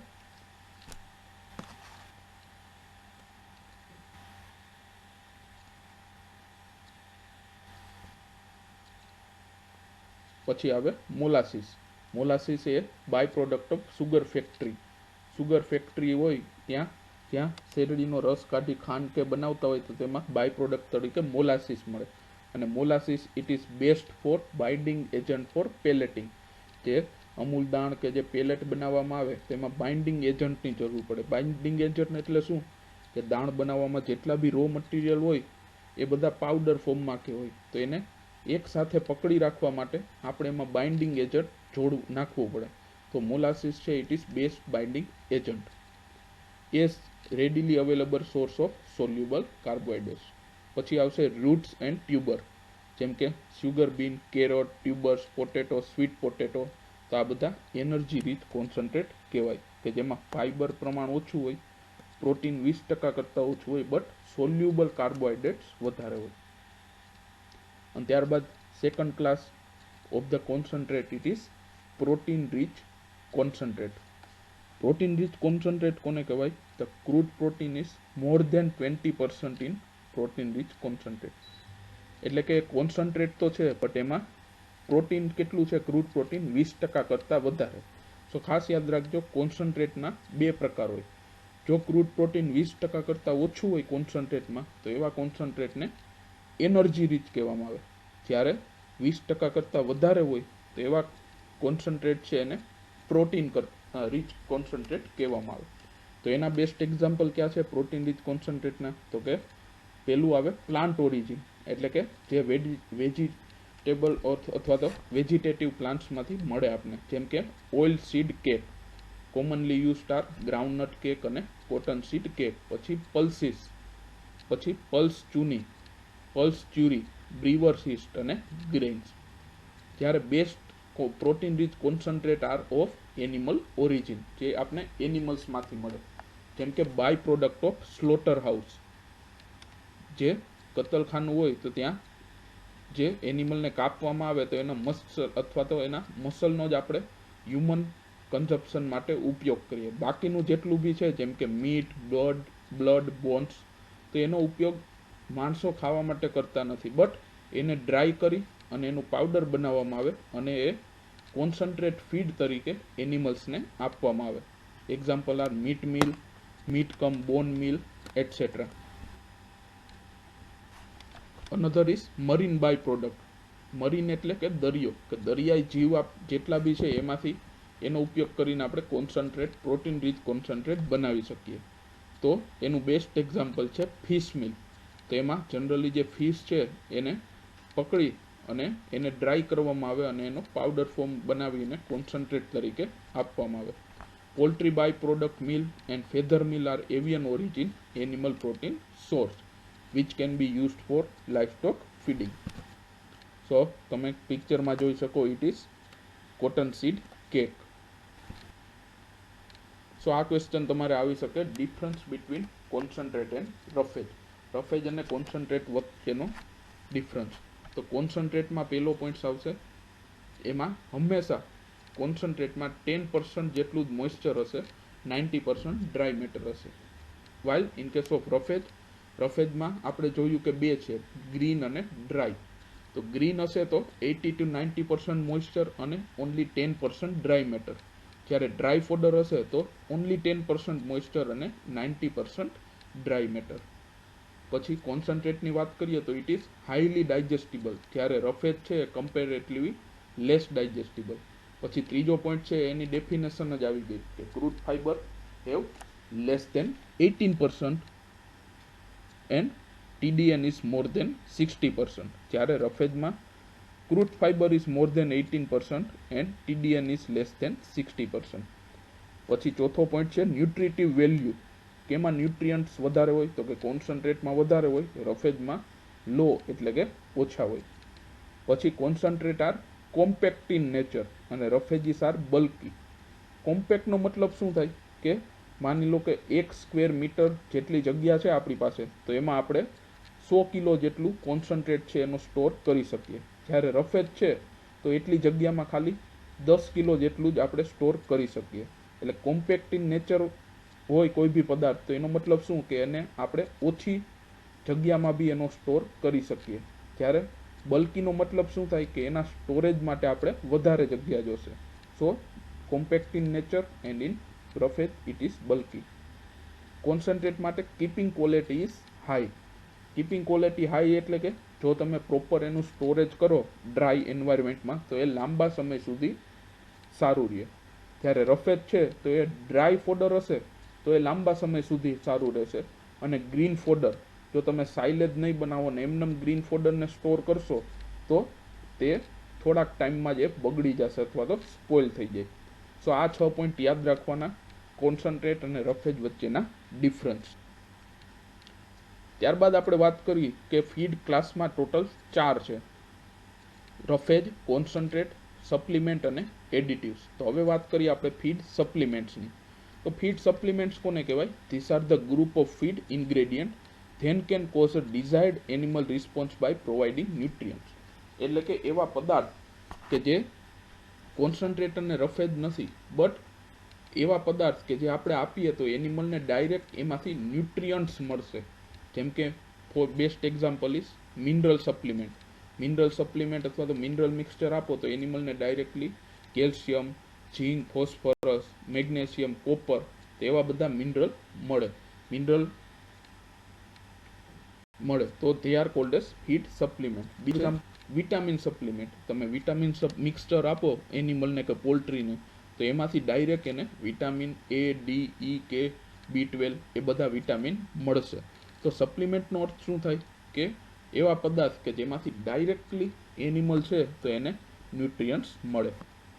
અને ત્યારબાદ ચોથો class છે it is feed additives. તો additives એટલે શું કે that are the group of feed ingredient that can cause a desired animal response by non-nutrient role such as pH shift, growth or metabolic modifier. તો એનો મતલબ શું કે ફીડ એડિટિવ્સ એટલે એવા પદાર્થ કે જે આપણે એનિમલને આપીએ તો એનિમલને ફાયદો થશે બટ એ ડાયરેક્ટલી કોઈ ન્યુટ્રિયન્ટ્સ પૂરું પાડશે નહીં. ફીડ સપ્લિમેન્ટ છે તો એ ડાયરેક્ટ ન્યુટ્રિયન્ટ પૂરા પાડે, મિનરલ અને વિટામિન.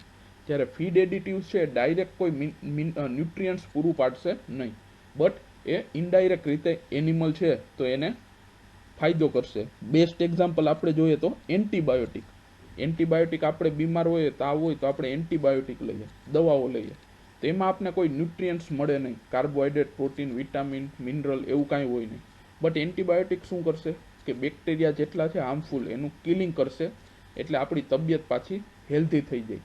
સો એને કહેવામાં આવે ફીડ એડિટિવ્સ. એટલે કે આપને કોઈ એમાંથી ન્યુટ્રિયન્ટ ના મળ્યું બટ એના કારણે આપને ફાયદો થયો. So best examples are hormones. Some hormones have growth promoting properties like estrogen, androgen, thyroxine, etc. પછી probiotic it is a microbial feed additives for animal have been used which include bacteria and fungal culture from ruminal and non-ruminal source such as lactobacillus and aspergillosis. પ્રોબાયોટિકનું best example તમારે જોવું હોય તો આપણું card એટલે કે દહીં બી એક ટાઈપનું પ્રોબાયોટિક કહેવાય. તો પ્રોબાયોટિકનો મતલબ શું? પ્રો એટલે કે જે સપોર્ટ કરે, પ્રોબાયોટિકનો મતલબ થાય કે જે લાઈફને સપોર્ટ કરે. તો પ્રોબાયોટિકમાં જનરલી લેક્ટોબેસિલસ અને એસ્પરજીલસ બેક્ટેરિયા જ હોય એક ટાઈપના. કે જે આપણા જે એનિમલ્સ છે તો એના ઇન્ટેસ્ટાઇનમાં એ ફાયદો કરે. જનરલી ઇન્ટેસ્ટાઇન હોય તો એમાં બે પ્રકારના બેક્ટેરિયા હોય, એક તો બેનિફિશિયલ અને બીજા હાર્મફુલ. તો જનરલી લેક્ટોબેસિલસ ને એ બધા બેનિફિશિયલ બેક્ટેરિયા કહેવાય. જ્યારે આપણે પ્રોબાયોટિક આપીએ કે જેમાં ઓલરેડી લેક્ટોબેસિલસ બેક્ટેરિયા હોય જ, તો એના કારણે ઇન્ટેસ્ટાઇનમાં લેક્ટોબેસિલસ બેક્ટેરિયા છે એનું પ્રમાણ વધશે અને જે હાર્મફુલ બેક્ટેરિયા છે એનું પ્રમાણ ઘટશે. એટલે કે એનિમલની ગ્રોથ વધશે, પ્રોડક્શન બી વધશે. અને ત્યારબાદ આવશે એન્ટીબાયોટિક. હમણાં જ આપણે વાત કરી કે એન્ટીબાયોટિક એટલે કે જે પેથોજન્સને કિલ કરે. સો અત્યાર સુધી આપણે જોઈ લીધું કે કઈ રીતે ફીડ ક્લાસિફિકેશન થાય. એના મેઇન 4 ક્લાસીસ છે. આ આખો તમને ક્વેશ્ચન છે ફીડ ક્લાસિફિકેશનનો એ લોંગ ક્વેશ્ચન તરીકે આવી શકે. ત્યારબાદ આપણે જોઈએ digestion of feed in dairy બોવાઇન્સ.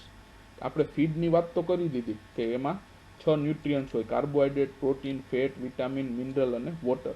પણ એનું ડાયજેશન કઈ રીતે થાય અગાઉ બી આપણે જોઈ ગયા, તો આપણે એને બ્રીફમાં જોઈએ. So principal feed of dairy cattle buffalo is roughage. Principal હમણાં જ વાત કરી કે નેચરલ ફીડ છે રૂમિનેન્ટ એનિમલ્સનું શું છે, રફેજ, કે જેમાં 18% કરતાં વધારે ક્રૂડ ફાઇબર હોય. ક્રૂડ ફાઇબર એટલે શું? અગેન કોમ્પ્લેક્સ કાર્બોહાઈડ્રેટ, સેલ્યુલોઝ, હેમિસેલ્યુલોઝ અને લિગ્નિન, એ ત્રણેયનું મિક્સચર છે એને આપણે શું કહીએ? Crude fibre. અને જનરલી રફેજ છે એની ડાયજેસ્ટિબિલિટી ઓછી હોય અને ન્યુટ્રિયન્ટ વેલ્યુ બી ઓછું હોય. સો વાત કરી ગયા એમ કે સિમ્પલ સ્ટમક એનિમલ્સ છે તો એમાં એવા બેક્ટેરિયા જ ના હોય કે જે સેલ્યુલેસ એન્ઝાઇમનું ઉત્પાદન કરે. એટલે કે સિમ્પલ સ્ટમક એનિમલ છે એ કોમ્પ્લેક્સ કાર્બોહાઈડ્રેટનું ડાયજેશન કરી શકે નહીં. બટ રૂમિનેન્ટ અથવા તો કોમ્પ્લેક્સ સ્ટમક એનિમલ્સ જેટલા બી છે, કેટલ, બફેલો, શીપ અને ગોટ, તો એમાં સ્ટમકમાં કમ્પાર્ટમેન્ટ હોય કે જેમાં બેક્ટેરિયા હોય કે જે પ્રોડક્શન કરશે સેલ્યુલેસ એન્ઝાઇમનું. તો એના કારણે એ લોકો જે કોમ્પ્લેક્સ કાર્બોહાઈડ્રેટ છે એને બી આરામથી એ ડાયજેસ્ટ કરી શકે. તો જનરલી આપણે વાત કરી ગયા કે 4 કમ્પાર્ટમેન્ટ ક્યાં છે? રૂમેન, રેટિક્યુલમ, ઓમેઝમ અને એબોમેઝમ. તેમાં લાર્જેસ્ટ છે રૂમેન. અહીંયા તમને કેપેસિટી આપી છે, તો રૂમેન હેવિંગ 100 લીટર કેપેસિટી, કે રૂમેનની કેપેસિટી કેટલી હોય? 100 લીટર. રેટિક્યુલમ 4 લીટર્સ, ઓમેઝમ 8 લીટર્સ અને એબોમેઝમ 10 લીટર્સ.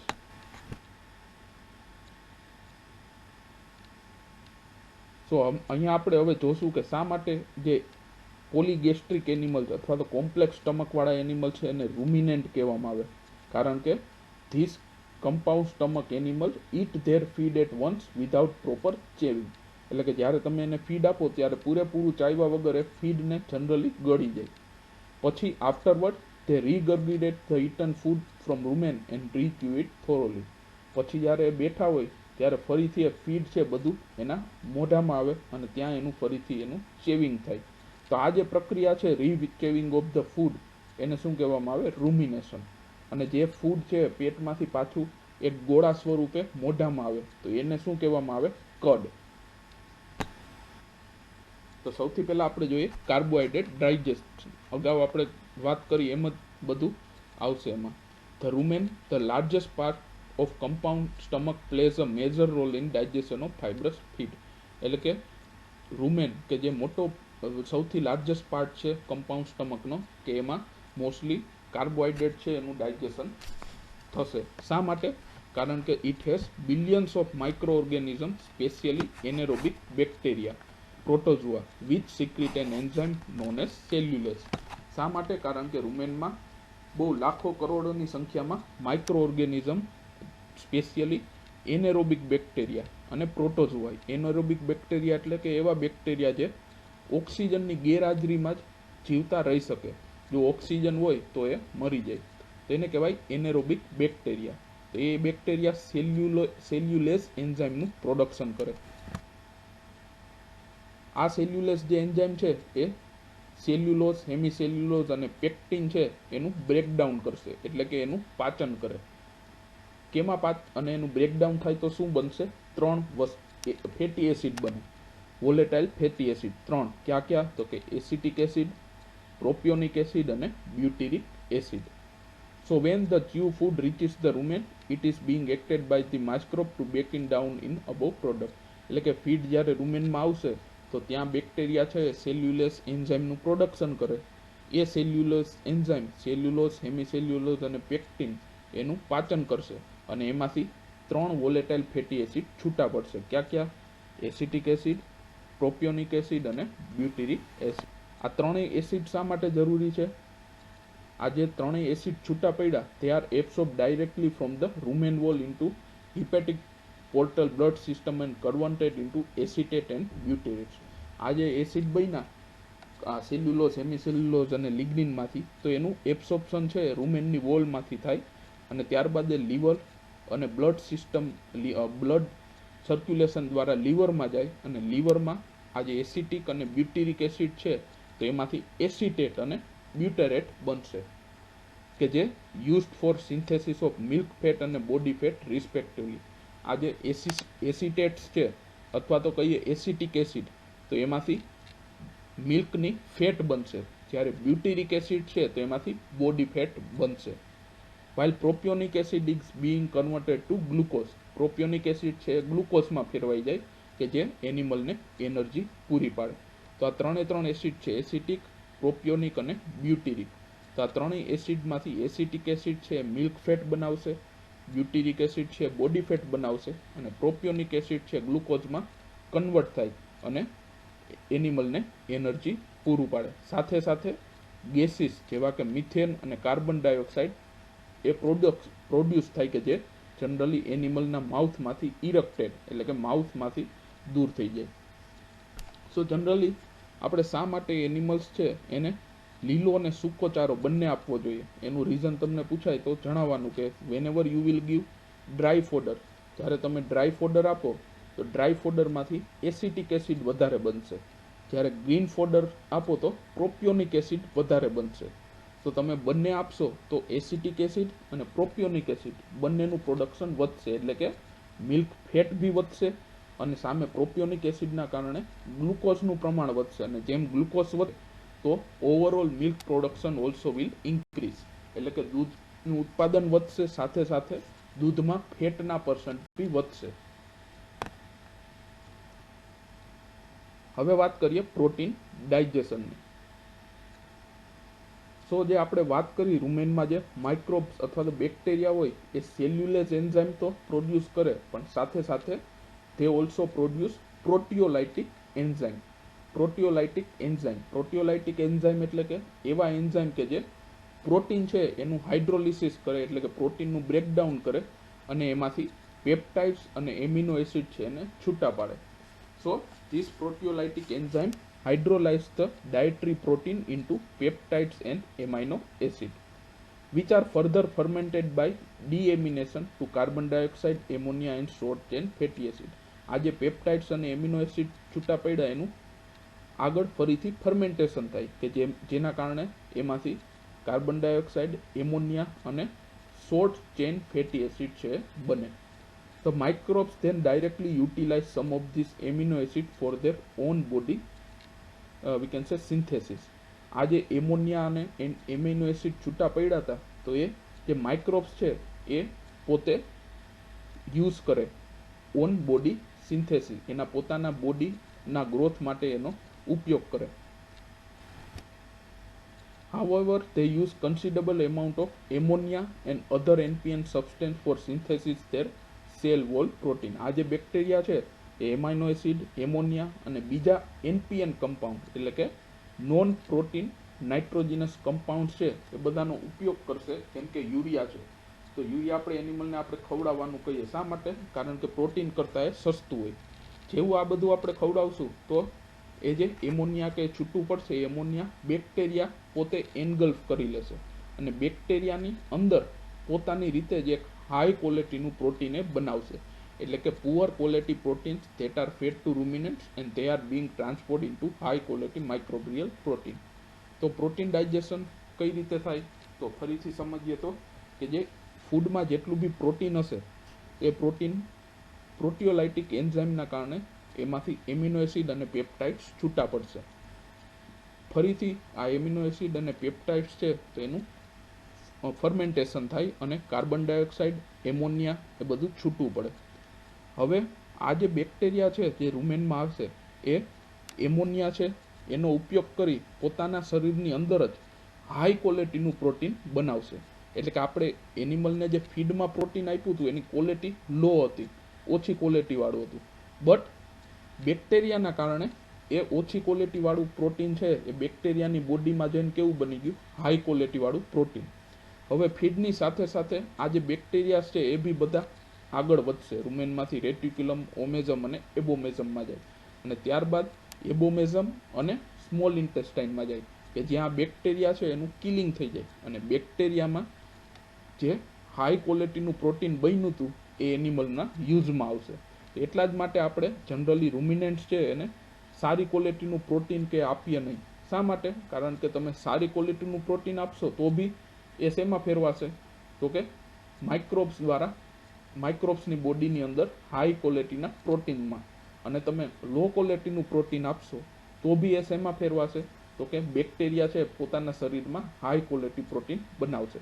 એટલે કે એટલા જ માટે આપણે એને પુઅર પ્રોટીન ક્વોલિટીવાળા જેટલા ફોડર્સ છે, મેઇઝ છે, જુવાર છે, એ બધું આપણે એનિમલને ખવડાવીએ. કારણ કે આપને ખ્યાલ જ છે કે જે પ્રોટીન હશે પુઅર ક્વોલિટીનું એ બેક્ટેરિયાની બોડીમાં કેમાં ફેરવાઈ જશે, તો કે હાઈ ક્વોલિટી પ્રોટીનમાં. પછી આ બેક્ટેરિયા ફીડ દ્વારા જ્યારે એબોમેઝમ કે સ્મોલ ઇન્ટેસ્ટાઇનમાં પહોંચશે તો ત્યારે આ બેક્ટેરિયાનું કિલિંગ થઈ જાય એસિડ દ્વારા, અને એની બોડીમાં જે હાઈ ક્વોલિટી પ્રોટીન બન્યું હતું it will B release. A release થાય અને એનિમલ છે એના ઉપયોગમાં.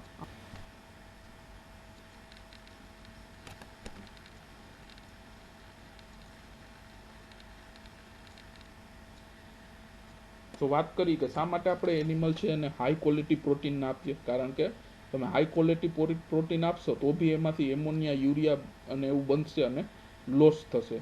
અને લો ક્વોલિટીનું આપશો તો બી એમોનિયાને જે બનશે એમાંથી હાઈ ક્વોલિટી પ્રોટીન છે બેક્ટેરિયા પોતાની બોડીની અંદર જ બનાવશે. Hence the quality of protein in ruminants ration is very little value. એટલા જ માટે રૂમિનન્ટનું જે આપણે ફીડ આપીએ તેમાં પ્રોટીનની ક્વોલિટી કેટલી છે એ માન્ય રહેતી નથી. પ્રોટીનનું પર્સન્ટેજ કેટલું છે એ આપણે ધ્યાન રાખવું પડે, પણ કેવી ક્વોલિટીનું પ્રોટીન છે એ કોઈ ધ્યાન રાખવાની જરૂર નથી. બીજો એક કોન્સેપ્ટ આવે બાયપાસ પ્રોટીન. બાયપાસનો મતલબ શું થાય આપણે બધાને ખ્યાલ જ છે. બાયપાસ પ્રોટીન એટલે કે generally the animal which are giving 20 to 30 litre milk per day, એવા એનિમલ કે જે દિવસમાં 20 થી 30 લીટર જેટલું છે દૂધ આપતા હોય, તો એવા એનિમલની પ્રોટીનની જરૂરિયાત વધારે હોય. તો એના માટે આપણે એને બાયપાસ પ્રોટીન ખવડાવીએ. તો બાયપાસ પ્રોટીન એટલે શું? બાયપાસ પ્રોટીન એટલે કે જનરલી એ પ્યોર પ્રોટીન હોય અને એની ઉપર આપણે કોઈ બી પદાર્થનું કોટિંગ કરેલું હોય, જેનાથી it can not be digested in rumen.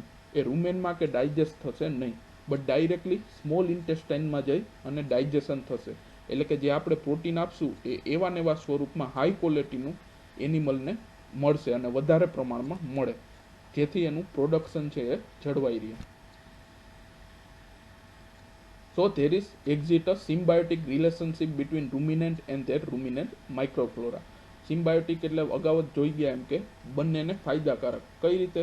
તો કે રૂમિનેન્ટ એનિમલ્સ છે તો એને સેલ્યુલોસનું પાચન થાય પ્લસ હાઈ ક્વોલિટીનું પ્રોટીન મળે, જ્યારે બેક્ટેરિયા છે તો એને રહેવા માટે જગ્યા અને પોતાના માટે ન્યુટ્રિયન્ટ્સ મળે.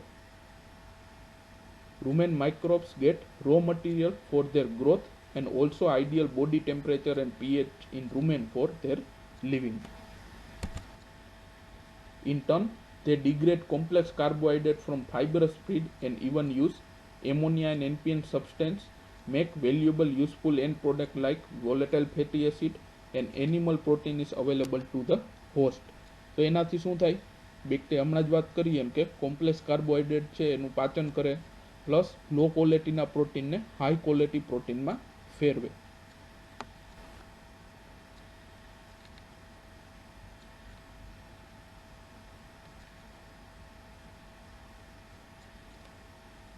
તો આમાં બી એ જ પાછું કહેવામાં આવ્યું છે કે the microbes when pass along with ingesta to abomasum and intestine. એટલે કે રૂમેનમાં માઇક્રોબ્સ છે તો એણે એમોનિયાનો ઉપયોગ કરી પોતાની બોડીમાં હાઈ ક્વોલિટી પ્રોટીન બનાવી લીધું. પછી એ ખોરાકની સાથે સાથે એબોમેઝમ અને સ્મોલ ઇન્ટેસ્ટાઇનમાં પહોંચશે ત્યાં એસિડના કારણે એ મરી જશે અને એનામાં જેટલું બી પ્રોટીન છે હાઈ ક્વોલિટીનું જે બન્યું હતું એ બધું રિલીઝ થશે અને એ એનિમલ્સ છે એને ઉપયોગમાં આવશે.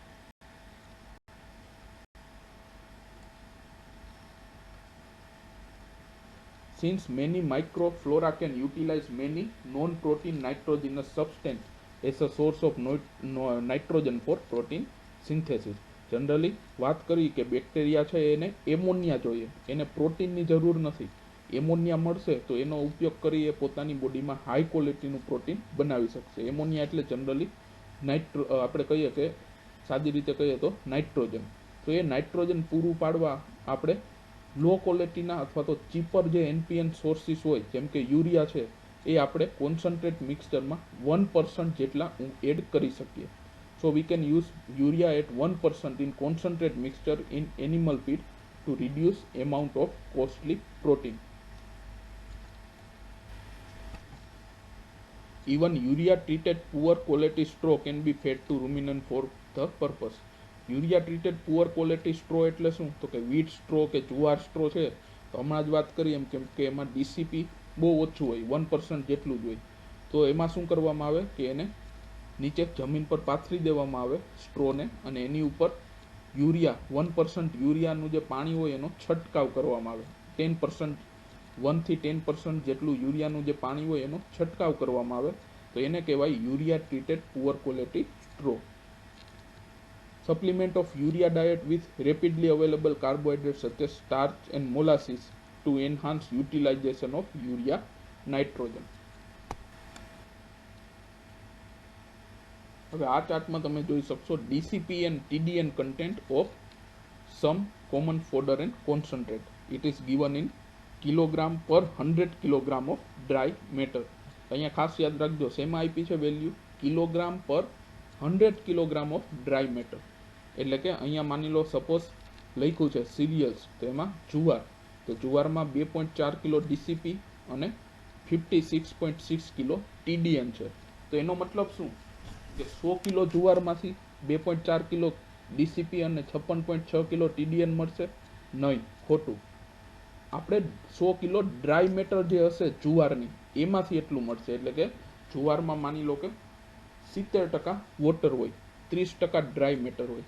એટલે કે તમે 100 કિલો જુવાર લ્યો તેમાંથી 70 કિલો તો પાણી નીકળી જાય, ખાલી 30 કિલો ડ્રાય મેટર મળશે. તો એવું ટોટલ 100 કિલો ડ્રાય મેટર તમે જ્યારે ભેગું કરો તેમાંથી તમને 2.4 કિલો ડીસીપી અને 56.6 કિલો ટીડીએન મળે. એવી જ રીતે તમે જુઓ કે ગ્રાઉન્ડનટ કેક છે તો એમાં હાઈએસ્ટ હશે, એમાં 37.8 કિલો ડીસીપી અને ટીડીએન છે 82 જેટલું હાઈ હોય. એટલે કે તમે સપોઝ કોન્સન્ટ્રેટ છે એમાં ખાલી 10% જ મોઇસ્ચર હોય, 90% ડ્રાય મેટર હોય. એનો મતલબ કે તમે 100 કિલો જેટલી ગ્રાઉન્ડનટ કેક લ્યો તો એમાંથી 10 કિલો જ પાણી હશે, બાકીનું 90 કિલો શું હશે? Dry matter. ડ્રાય મેટર એટલે શું? Again it is a mixture of carbohydrate, protein, fat, vitamin અને મિનરલ. આ બધાને કમ્બાઇનલી શું કહેવામાં આવે? Dry matter. એટલે કે ગ્રાઉન્ડનટ કેકમાં 90 કિલો ડ્રાય મેટર હશે. તો આવું તમે 100 કિલો ગ્રાઉન્ડનટ કેકનું ડ્રાય મેટર લ્યો તેમાંથી 37.8 કિલો અને 82 કિલો ટીડીએન મળે.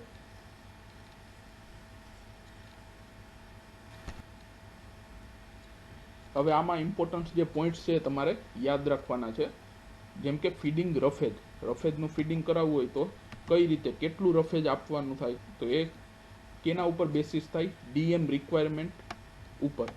જનરલી ઇન્ડિજિનસ આપણી જે કેટલ છે એને 2 થી 2.5% જેટલું ડ્રાય મેટર જોઈએ, જ્યારે એક્ઝોટિક કેટલ છે એને 3% જેટલું. તો એનો મતલબ શું કે માની લો કોઈ ગીર ગાય છે તો એને 400 કિલો એનો બોડી વેટ છે તો એનું 2.5% લેખે ગણો તો ડ્રાય મેટર રિક્વાયરમેન્ટ કેટલી થઈ? 10 કિલો. એટલે કે તમારે એને એવું ફીડ આપવાનું, રફેજ, કોન્સન્ટ્રેટ, એનું મિક્સચર એવી રીતે બનાવવાનું કે જે ટોટલ એનું રેશન થાય કે ફીડ થાય તેમાંથી એને 10 કિલો જેટલું ડ્રાય મેટર મળે. તો રેશનનો મતલબ શું? તો કે the feed given to N animal in 24 અવર. 24 કલાકમાં જેટલું બી ફીડ આપણે એનિમલને આપીએ તો એને એનું રેશન કહેવાય. તો સમજાઈ ગયું? ડ્રાય મેટર રિક્વાયરમેન્ટના આધારે રફેજ કેટલું જોશે એ ખ્યાલ આવે. તો ડ્રાય મેટર ઇન્ડિજિનસ કેટલ માટે 2.5% ગણવાની અને એક્ઝોટિક કેટલ અથવા બફેલો માટે 3%. એના બોડી વેઇટના ઉપર આધાર રાખે. સપોઝ બફેલો છે કોઈ 500 કિલોગ્રામની હોય, તેની ડ્રાય મેટર રિક્વાયરમેન્ટ કેટલી છે? 3%. તો 500 કિલોના 3% કેટલું થાય? 15 કિલો. એટલે કે એ પર્ટિક્યુલર બફેલોને દિવસ દરમિયાન 15 કિલો ડ્રાય મેટર મળવું જોઈએ. ફીડ નહીં, પણ ફીડનું dry matter 15 kilo. If roughage is succulent, the consumption is 2.5 to 3 times at the rate of 6 to 7.5% of body weight. આપણે વાત કરી કે જનરલી 2.5 થી 3% જેટલું ડ્રાય મેટર જોઈએ. બટ માની લો કે રફેજ છે સકલન્ટ એટલે કે ગ્રીન હોય, તો કન્ઝપ્શન છે એનિમલ છે 2.5 થી 3 ગણું કરશે. એટલે કે એના બોડી સાઇઝના 6 થી 7.5% જેટલું ગ્રીન ફોડર છે. તો હમણાં વાત કરીએ આપણે કે 500 કિલો ની જે ભેંસ હતી તો એને 15 કિલો ડ્રાય મેટર જોઈએ. એ 15 કિલો ડ્રાય મેટરમાંથી 1/3 ડ્રાય મેટર ક્યાંથી આવવું જોઈએ? કોન્સન્ટ્રેટમાંથી. અને બાકીનું 2/3 ક્યાંથી આવવું જોઈએ? રફેજ. એટલે કે જે 15 કિલો ડ્રાય મેટર બફેલોને મળવી જોઈએ આખા દિવસમાં, એમાંથી 5 કિલો ડ્રાય મેટર કોન્સન્ટ્રેટમાંથી મળવી જોઈએ અને બાકીની 10 કિલો રફેજમાંથી મળવી જોઈએ. રફેજમાંથી બી આપણે ખ્યાલ, રફેજમાં 2 પ્રકાર, ગ્રીન અને ડ્રાય. તો ગ્રીન રફેજમાંથી જે 10 કિલો છે એના 1/3 મળવું જોઈએ અને બાકીનું 2/3 ડ્રાયમાંથી. એટલે કે વાત કરી કે ટોટલ ડ્રાય મેટર રિક્વાયરમેન્ટ કેટલી છે? 15 કિલો. એ 15 કિલોમાંનું 1/3 એટલે કે 5 કિલો કોન્સન્ટ્રેટમાંથી મળવી જોઈએ અને બાકીની 10 કિલો રફેજમાંથી. એ 10 કિલોમાંથી બી 3 કિલો ગ્રીન રફેજમાંથી મળશે અને 2/3 એટલે કે અરાઉન્ડ 6 થી 7 કિલો ડ્રાય રફેજમાંથી મળશે. ગ્રીન રફેજમાંથી 1/4 લેગ્યુમ અને 3/4 ગ્રાસ. હવે તમને બેસ્ટ સમજવા માટે આ કેલ્ક્યુલેશન આપેલો છે, તમારા મટીરિયલમાં બી હશે. તો જનરલી એકદમ ઇઝી છે, સમજજો. એક્ઝામ માટે ઇમ્પોર્ટન્સ નથી, બટ ખાલી તમારા સમજવા માટે કે ગીર ગાય છે તો એનો 500 કિલો વજન છે, તેનું ડ્રાય મેટર પહેલાં તો રિક્વાયરમેન્ટ આપણે ગોતવી પડે. કેટલી થશે? તો કે ગીર ગાય એટલે કે ઇન્ડિજિનસ કેટલ. ઇન્ડિજિનસ કેટલ માટે કેટલું છે? 2.5%, 2.5% ઓફ બોડી વેઇટ. તો 500 કિલોના 2.5% કેટલા થાય? 12.5 કિલો. તો total dry matter requirement per day કેટલી થઈ ગઈ ગીર ગાયની? Generally 12.5 kilo. આ આપણે જે ગણતરી કરશું એના મેન્ટેનન્સ માટે, બોડી મેન્ટેનન્સ માટે, એના પ્રોડક્શન કે રિપ્રોડક્શન માટે અલગથી આપણે એને ડ્રાય મેટર અથવા તો ન્યુટ્રિયન્ટ્સ આપવા પડે.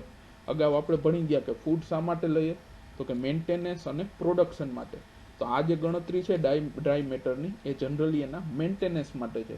જેટલું પ્રોડક્શન કોઈ એનિમલનું વધારે હશે તો એટલું આપણે એને વધારે ન્યુટ્રિયન્ટ્સ આપવા પડશે. તો હમણાં વાત કરી કે જે 12.5 કિલો ડ્રાય મેટર આપવું પડે, તે 12.5 કિલોમાંથી નું 1/3 એટલે કે 4.17 કિલો કેમાંથી આવશે? કોન્સન્ટ્રેટમાંથી. અને બાકીનું 8.33 કિલો ડ્રાય મેટર આવશે રફેજમાંથી. હવે કોન્સન્ટ્રેટમાંથી 4.17 કિલો તમારે ડ્રાય મેટર જોતું હોય તો એકદમ ત્રિરાશિ જ મૂકવાની હોય.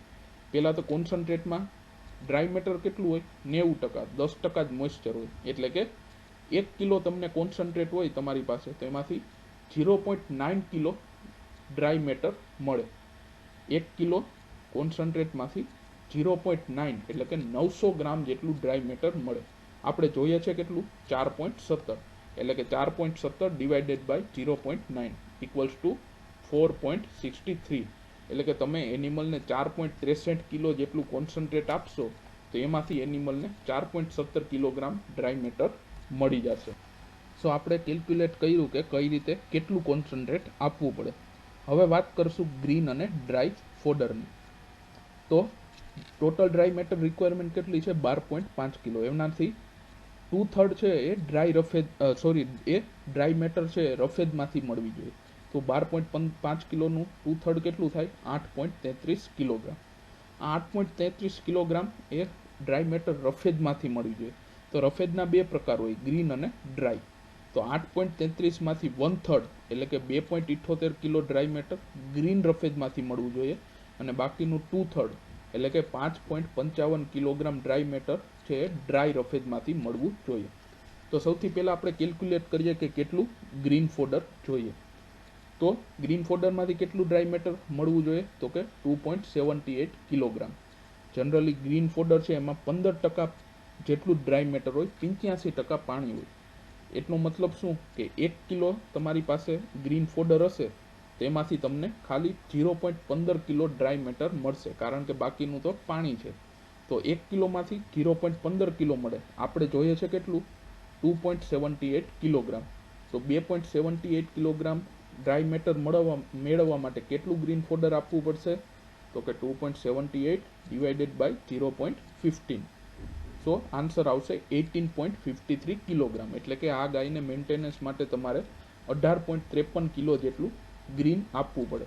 એ 18.53 માંથી 1/4 લેગ્યુમ્સ હોવું જોઈએ, એટલે કે કઠોળ વર્ગનું. એટલે જનરલી 4.63 કિલો કઠોળ વર્ગ અને 3/4 એટલે કે 13.89 કિલો છે એ ગ્રાસ હોય. અને લાસ્ટમાં આવશે ડ્રાય રફેજ. તો ડ્રાય રફેજમાંથી કેટલી ડ્રાય મેટર જોઈએ? તો કે 5.55 કિલોગ્રામ. તો જનરલી ડ્રાય રફેજ છે એમાં 85% ડ્રાય મેટર હોય, 15% જેટલું જ મોઇસ્ચર હોય. એટલે કે 1 કિલો તમારી પાસે ડ્રાય રફેજ હશે તેમાંથી 0.85 કિલો ડ્રાય મેટર મળશે. બાકીનું 0.15 કિલો શું હતું? વોટર. આપણે જોઈએ છીએ કેટલું ડ્રાય રફેજમાંથી ડ્રાય મેટર? તો કે 5.55 કિલો. તો આટલું મેળવવા કેટલું ડ્રાય રફેજ આપવું પડે? તો કે સિમ્પલ કેલ્ક્યુલેશન, 5.55 ડિવાઇડેડ બાય 0.85. તો આન્સર આવશે 6.53 કિલો. તો આપણે 3 ગણી લીધું કે કોન્સન્ટ્રેટ, ગ્રીન અને ડ્રાય રફેજ કેટલું આપવું પડે. તો આ જે પર્ટિક્યુલર ગાય છે 500 કિલોની ગીર ગાય, તેના મેન્ટેનન્સ માટે આપણે દિવસ દરમિયાન 4.63 કિલો જેટલું કોન્સન્ટ્રેટ, 18.53 કિલો જેટલું ગ્રીન રફેજ અને 6.53 કિલો જેટલું ડ્રાય રફેજ આપવું પડે. હવે આ ગીર ગાયનું પ્રોડક્શન અને માની લો કે જેસ્ટેશન એટલે કે પ્રેગ્નન્ટ હશે તો અલગથી આપણે એને ન્યુટ્રિયન્ટ્સ આપવા પડશે વધારાના.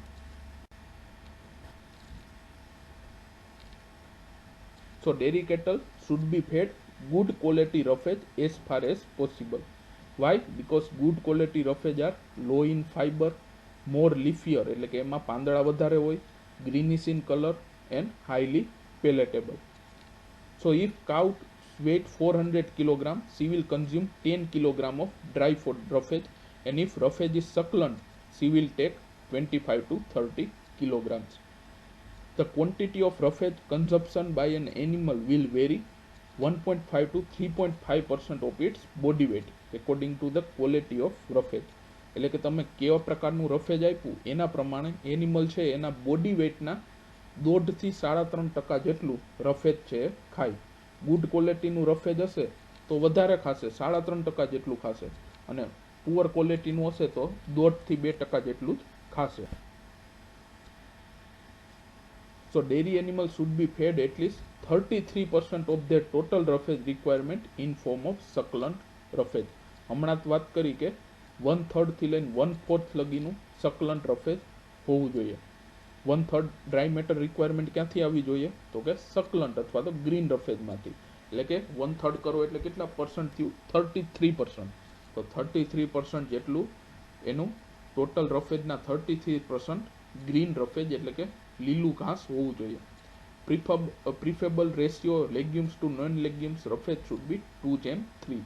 વાત કરી કે ગ્રીન રફેજ છે તો એમાં 2 આવે, લેગ્યુમ્સ અને નોન લેગ્યુમ્સ અથવા તો સિરિયલ. બંને આપવા એનિમલને જરૂરી છે, તો એનો રેશિયો કેટલો હોવો જોઈએ? 2:3 નો. હવે વાત કરીએ feeding concentrate. The basal feed of dairy cattle is roughage. હમણાં જ વાત કરી એમ કે જેટલા બી રૂમિનેન્ટ એનિમલ છે તો એનું બેઝિક અથવા તો નેચરલ ફીડ છે એ રફેજ છે. શા માટે?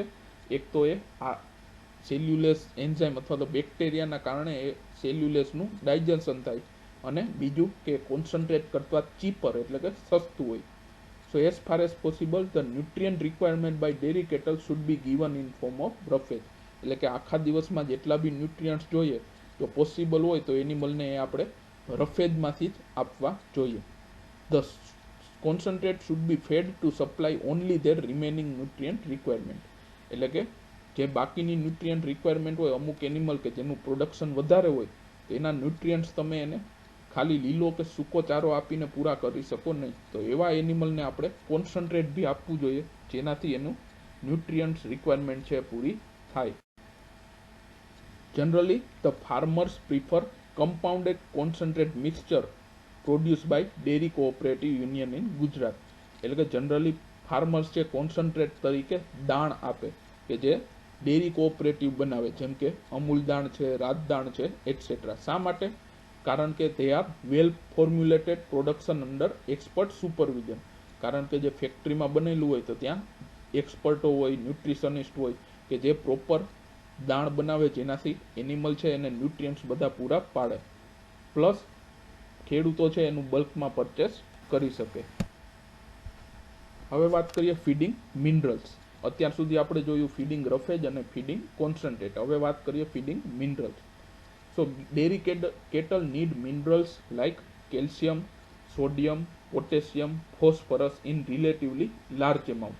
અગાઉ આપણે વાત કરી ગયા કે મિનરલ્સ બે ટાઈપના હોય, મેજર અને ટ્રેસ. તો મેજરનો મતલબ શું થાય? તો કે મેજરનો મતલબ થાય કે જે વધારે પ્રમાણમાં જોઈએ. એવા 7 છે. ક્યાં ક્યાં? તો કે calcium, phosphorus, potassium, sodium, chlorine, sulphur અને મેગ્નેશિયમ, કે જે વધારે પ્રમાણમાં જોઈએ તો એને આપણે કહીએ મેજર એલિમેન્ટ. જ્યારે બાકીના જે 15 છે જેમ કે આયર્ન, કોબાલ્ટ, ઝીંક, કોપર કે જે ઓછી માત્રામાં જોઈએ તો આપણે એને ટ્રેસ એલિમેન્ટ્સ કહીએ. Where in this area where the soil on which the forage are grown is deficient in any one or more minerals, there may be deficiency of same in the ration of animal.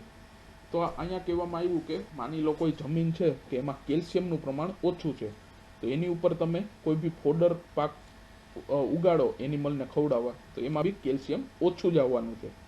The deficiency should be corrected by feeding suitable mineral supplement. તો એવા કિસ્સામાં આપણે એનિમલને એવું mineral mixture આપવું જોઈએ કે જેમાં કેલ્શિયમનું પ્રમાણ વધારે હોય.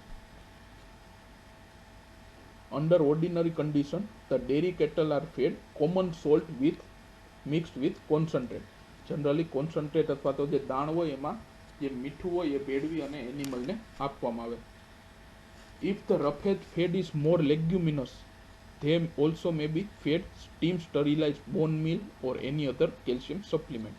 માની લો કે તમે રફેજ જે ખવડાવો એમાં મોટા ભાગનું સિરિયલ એટલે કે નોન લેગ્યુમિનસ છે કે જેમાં કેલ્શિયમનું પ્રમાણ ઓછું હોય, ફોસ્ફરસ વધારે હોય પણ કેલ્શિયમ ઓછું હોય.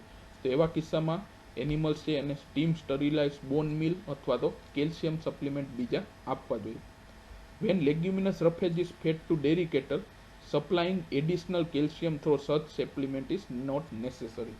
એટલે કે જ્યારે તમે જે ઘાસચારો આપો, રફેજ આપો, એમાં લેગ્યુમિનસ ક્રોપનું પ્રમાણ સારું હોય, વધારે હોય, તો કેલ્શિયમ વધારાનું આપવું પડતું નથી. શા માટે? કારણ કે લેગ્યુમ્સમાં કેલ્શિયમ વધારે હોય, ફોસ્ફરસ ઓછું હોય. તો લેગ્યુમિનસ ક્રોપ છે એમાં કેલ્શિયમ અને પ્રોટીન આ બંને તત્વો વધારે હોય, ત્યારે કાર્બોહાઈડ્રેટ અને ફોસ્ફરસ ઓછા હોય.